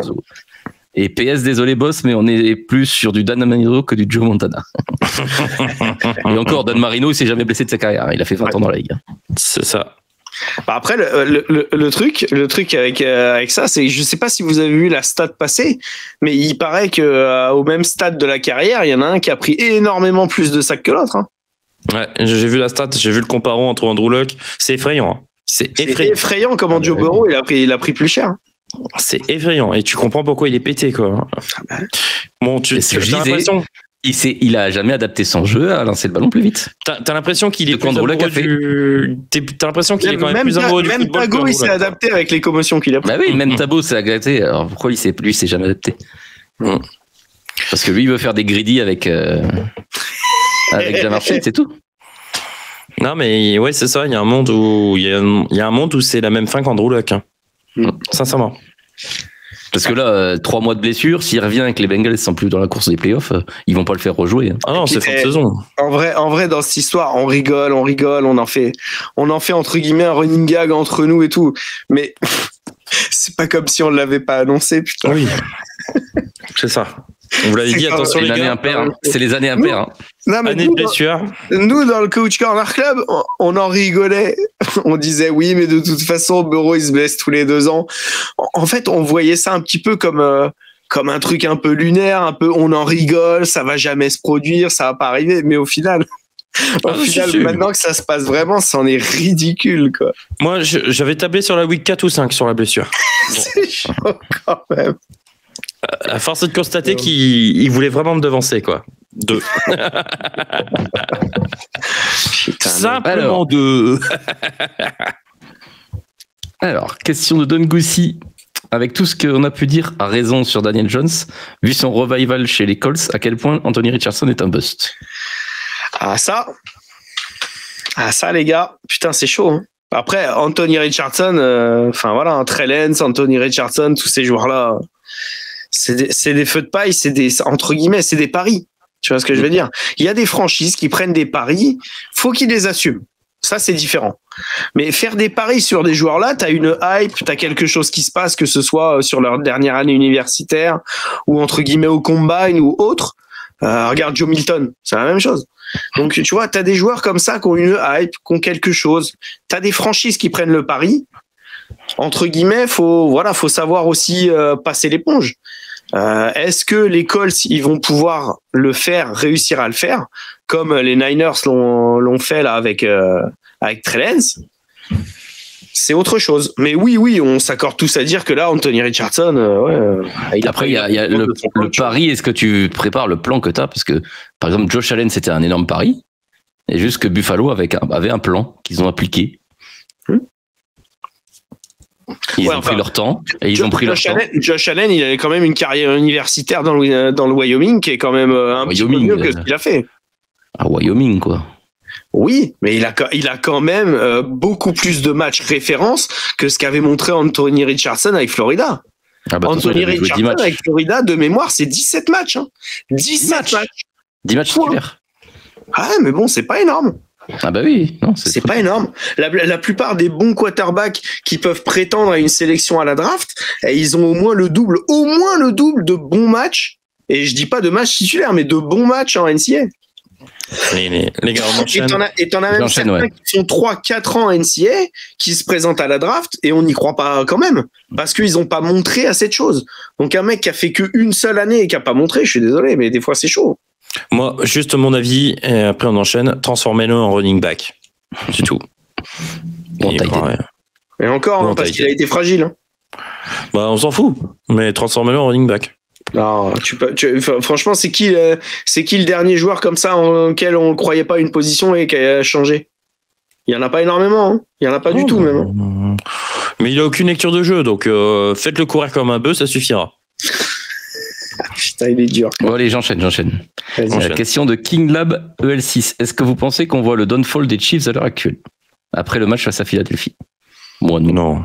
Bah moi entre guillemets, j'ai effleuré un petit peu l'idée de inquiet, oui, mettant ça un petit peu Non, mais en mettant ça un petit peu sous le fait que c'est souvent la gueule de bois post Super Bowl perdu. Il y a un monde où ça peut peut-être s'effondrer cette saison. Moi, j'en mettrais pas ma main à couper parce que c'est quand même des champions. Ça reste une équipe de champions et on sait très bien que l'orgueil des champions, ça peut mener loin. Donc, moi, j'en mettrais pas ma main à couper et je le pense pas. Mais faut pas écarter l'éventualité que ça peut arriver. Ils peuvent faire une saison de moins bien, être à la limite du négatif et ne pas aller en play-off. Faut pas l'exclure. Moi, j'ai déjà répondu. Inquiet, oui. Même si je pense que ça va aller en play-off, mais par le biais du wild card. Mais downfall, non. Non. Ils vont avoir des retours, ils vont se remobiliser. Il y a trop d'expérience pour que ça chute. Non. Ouais, ça reste une équipe de champions, attention. Voilà. Même si le calendrier est pas simple, je pense que c'est une équipe qui est capable d'enchaîner quand même encore une série de 7, 8, 9 victoires d'affilée. Ouais. J'ai aucun souci là-dessus.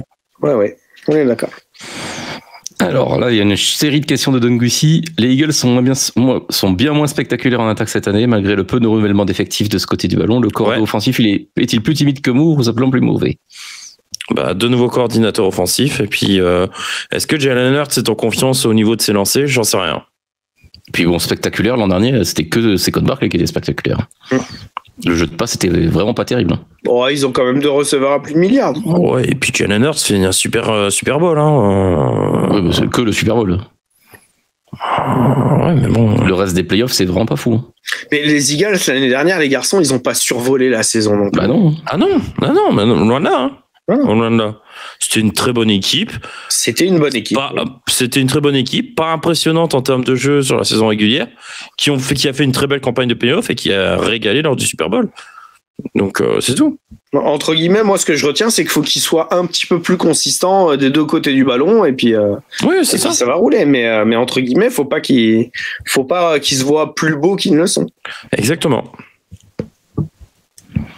Alors, deuxième question. Kyler Murray ne s'est pas chié dessus cette semaine non plus.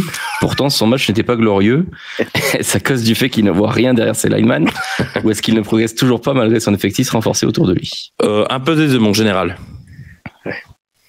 Un peu des deux, je pense. J'aimerais bien que Boss soit là pour répondre à la question quand même. Très renforcé, c'est renforcé en défense surtout, parce qu'en attaque, c'est les mêmes que l'an dernier quasiment. En attaque, c'est quasiment les mêmes. Quasiment pas de changement, ni sur la ligne, ni dans les armes. Trey Benson a un peu plus de portée et de responsabilité. Oui, voilà. Mais sinon, non, c'est la même chose. Non, écoute, moi j'ai l'impression qu'on voit un petit peu moins Michael Wilson quand même. Un peu, ouais. Bon, il a eu son petit touchdown là, cette semaine. Oui, mais l'année dernière, on le voyait un petit peu plus, parce que c'est un excellent receveur et on le voit un peu moins. Je trouve ça poussif. Je m'attends à mieux des Cardinals, perso. Et comme je m'attends à mieux de Marvin Harrison. Ils sont pas mis au niveau des adversaires qu'ils ont eu pour le moment. Oui, il y a peut-être un peu de ça. Ils n'ont pas eu trop à forcer pour gagner leur match. Ils n'ont pas eu trop à forcer, on est d'accord. Là, c'est le premier test ce week-end. Là, ils jouent contre San Francisco. Marvin Harrison, ses 4 premières targets, il touche pas un ballon ou il drop. Il fait 0 sur 4 pour commencer. Je m'attends à mieux. T'inquiète pas, Marvin Harrison, il a le talent pour rebondir. Ah non, mais j'en doute pas. Mais comme Kyler Murray, je m'attends à mieux également. Mais bref, je m'attends à mieux des Cardinals. Ils sont, alors pareil. Ça fait partie de ces équipes où c'est poussif. Tiens, exemple les Eagles, on en a parlé. Ils sont à 2-0, mais il y a pas de quoi non plus sauter au plafond, quoi. Et les Cardinals, c'est pareil. Ils sont à 2-0 contre des équipes relativement faibles. Ah oui, boss, ça va? Ah, tu voulais réagir au Cardinals? C'est de la merde. C'est de la merde. Question suivante. Alors, match potable des Panthers, mais beaucoup d'erreurs très très évitables. Coaching staff en danger. Brice Young proche du bench. Match potable, non. Il se tire une balle dans le pied dès le début du match, surtout. Ouais. Oui, il se tire 2 balles dans le pied dès le début du match et après après ils repartent. Il a tenté 55 passes quand même sur ce match. Ça fait un peu beaucoup. C'est énorme. C'est énorme. Et Bryce Young, ce match, c'est à l'image en fait de ce qu'il produit depuis le début de sa carrière. Des hauts et des bas. Il commence par des très bas et puis et derrière il a des hauts où il y a des enchaînements de passes sur Jatavian Sander ou Ted McMillan qui fait un super match d'ailleurs au passage. Renfro aussi. Ayomanor aussi. Par contre, il y en a un qu'il faut oublier, c'est Ayomanor, pas dans la même équipe. Ouais, non, non, c'est Renfro, c'est ça. Renfro. Renfro, Jatavian Sander, c'est très bon aussi. Sanders, ouais. Sanders, Jatavian Sanders, c'est très bon. Non, mais entre guillemets, il a essayé de distribuer, il a essayé d'être un petit peu plus pocket passeur que d'habitude. Est-ce que c'est un petit peu entre guillemets sa marque de fabrique? Non, je pense pas. Mais ouais, il a été intéressant sur certaines phases. Et puis on a vu que ça reste un quarterback qui est jeune et qui a besoin entre guillemets d'un petit peu plus d'assurance pour performer. Donc mais il se tire 2 balles dans le pied, le début de match est catastrophique et après il y a trop de retard à rattraper quoi. C'est pour ça qu'il a lancé autant. Voilà. Donc disons que moi j'attends de voir Bryce Young, c'est encore inconsistant quoi. T'as des flashs. Pour moi j'ai l'impression, on parlait de JJ McCarthy, alors même si on peut pas comparer parce qu'il n'y a pas le même nombre de matchs. J'ai l'impression d'avoir vu plus de flashs positifs quand même du côté de Bryce Young, mais ça reste très inconsistant, même simplement au cours d'un match. Ils évoluent, moi je suis pas d'accord avec toi, ils évoluent pas du tout dans les mêmes équipes. Oui, parce que Carolina c'est clairement une équipe en construction, alors que les Vikings c'est clairement une équipe qui est contender pour sa division. Oui, non mais je compare par rapport au nombre de matchs. Je suis d'accord avec toi sinon, mais je m'attendais. Moi, comme j'ai dit, les Carolina, j'en espérais un petit peu plus parce que pour moi, je restais sur la très bonne fin de saison et la très belle dynamique.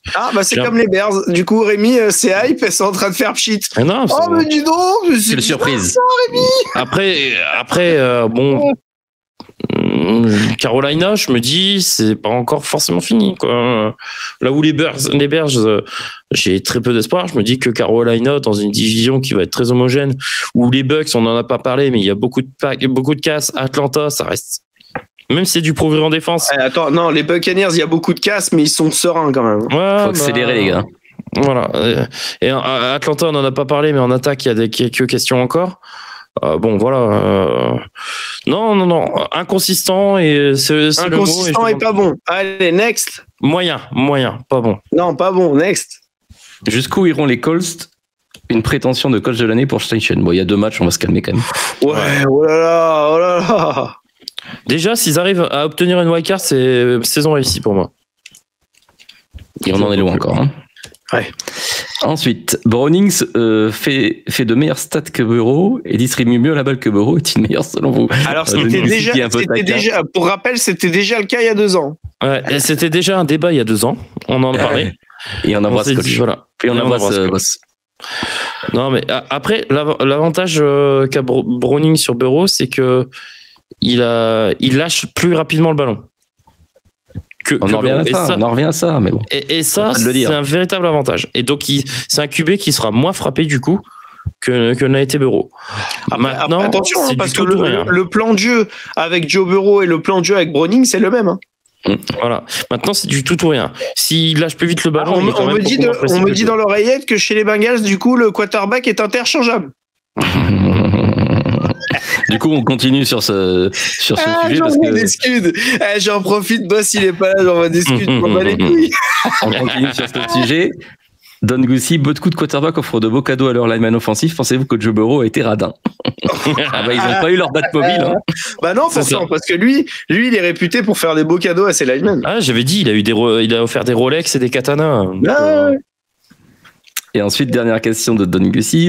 Ben Johnson est-il un mauvais coach ou c'est Caleb Williams qui est flingué? Peut-être, pareil, ça fait que 2 matchs quand même. C'est que le début. Pas de conclusion hâtive. Restons, comme dirait Boss, restons dans la nuance. Bon, moi, mes questions posent plus sur Caleb Williams, comme je l'ai dit tout à l'heure dans l'émission. Mais en tout cas, merci à Don Goosey. On n'a aucune preuve que de Ben Johnson non plus. Non, je suis d'accord. Mais Caleb Williams, ça fait combien de matchs? Parce que l'année dernière, il a fait quasiment toute la saison. Après, j'ai pas envie d'être polémique. Mais Kellen Moore avec les Saints, il a montré un petit peu plus que Ben Johnson avec les Bears. Oui, voilà, c'est ça. Non, mais ok, je suis d'accord. Mais moi, pareil, on a assassiné Bryce Young, il a raison. Je trouve que Caleb Williams. Non, c'est incomparable quand même. C'est incomparable. Hein. Non. La saison. Non, je pense que Rémi, t'es un peu dur. T'es même un petit peu plus dur parce que t'en attends plus aussi. Peut-être, c'est possible. Mais je sais pas. Moi, les 2 premiers matchs, C'est que pas joli. C'est vraiment pas joli. C'est faux ce que tu dis parce que genre le premier match il réussit ses 11 ou 12 premières passes. Son premier carton. Non mais le premier carton. La première mi-temps. Je suis d'accord. Même la première mi-temps. La première mi-temps, je me dis waouh, si il tient ce niveau, c'est top. Mais après, donc tu peux pas tout jeter en disant il est nul. Enfin, non, mais bon. Moi, je me pose des questions. Pas sur le talent, mais sur la compatibilité avec le système du coach.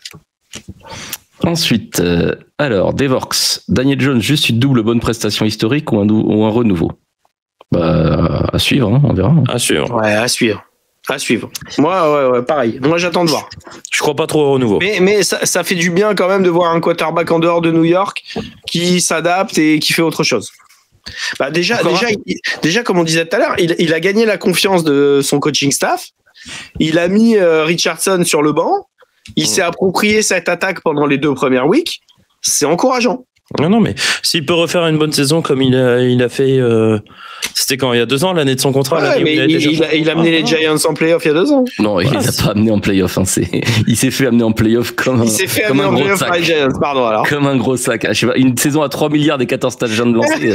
Excusez-moi, mais j'étais sûr de ça. Ensuite, là c'est une affirmation de Devorx. Depuis son arrivée aux Bengals, Burrow a au mieux la 29e meilleure ligne offensive. Honteux. Ça c'est faux. 27e. J'ai dit dans les loges tout à l'heure. Depuis qu'il est arrivé, la meilleure stat pour la ligne offensive sur le passing block, c'est 27e. Ouais, c'est dégueulasse. Alors, ça reste dégueulasse. Hein. Question de Karim. Il a une question sur les Lions sur la week 2. Victoire écrasante contre les Bears, plus de 50 points marqués. Est-ce que le signe que Détroit s'affirme comme une véritable menace ou est-ce que surtout les Bears qui sont vraiment en difficulté? Donc, je pense que c'était un statement, surtout. Ouais. Ils ont dit après, c'est notre division. Vous nous appartenez, on vous écrase. Voilà. Et puis, s'affirme comme une véritable menace. L'an dernier, ils étaient premier seed dans la NFC quand même. Enfin, c'est pas... et puis, ils sont entre guillemets dans leur fenêtre de tir pour aller chercher un Super Bowl. Donc, bon. Non, ils sont là. Ils sont présents. Merci, Karim. Et dernière question de Karim. On voit déjà des blessures importantes. QB, joueur clé offensif et défensif. Est-ce que les équipes avec une bonne profondeur vont prendre l'avantage plus rapidement? Comme tous les ans. C'est ceux qui, entre guillemets, auront un petit peu plus de chance, en tout cas. Bah oui, c'est pas forcément la profondeur, parce que toutes les équipes, si c'est le quarterback qui se blesse, t'es BD, quoi. Donc, ouais. Là, ça n'existe pas la profondeur au poste de quarterback. Mais non, mais on l'a vu l'année dernière avec les Lions. À un moment donné, trop de blessures, pas de profondeur, ça craque. Bah non, c'est-à-dire que quand t'as 16 blessés, la profondeur, au bout d'un moment, elle a bon dos, quoi. Ouais. C'est ça. Et voilà, c'est fini, question. Eh ben, merci à tous d'avoir posé vos questions. On vous attend du coup dans les commentaires de cette vidéo. N'hésitez pas aussi sur les réseaux à poser vos questions pour la semaine prochaine. Amen. Hein. Amen. Hein. Et puis Amen, t'as bien. Pray for Burrow, s'il vous plaît. Voilà. Rejoignez le hashtag. Vous allez également trouver dans les commentaires de cette vidéo un compte Litchi dédié en fait à Joe Burrow pour lui envoyer votre soutien. Pour lui acheter une botte pour qu'il puisse marcher. Un grand merci aussi les gars pour faire vivre le groupe WhatsApp. Moi je me régale des fois. Je vois des trucs là, l'icône là, le petit badge Pré-for-Boss. Les gars, vous me régalez. Franchement, il y a des trucs, c'est des dingueries et vous me régalez. Donc merci. Boss qui est maintenant supporter des Bills d'ailleurs. Voilà. Il va encore moins s'entendre avec Alex. Et oui, il va jinxer Josh Allen et puis c'est tout. Ouais. Donc merci les gars, continuez à faire vivre le groupe, à commenter les vidéos et tout. C'est comme ça qu'on. N'oubliez pas, le petit pouce bleu qui fait plaisir, commentez les vidéos. En tout cas, j'espère que les garçons, l'émission vous a plu. J'espère que vous avez kiffé. Moi, en tout cas, Rémi, ton éloge était incroyable, ça m'a fait beaucoup rire. Voilà, j'espère que tout le monde aura kiffé, boss inclus.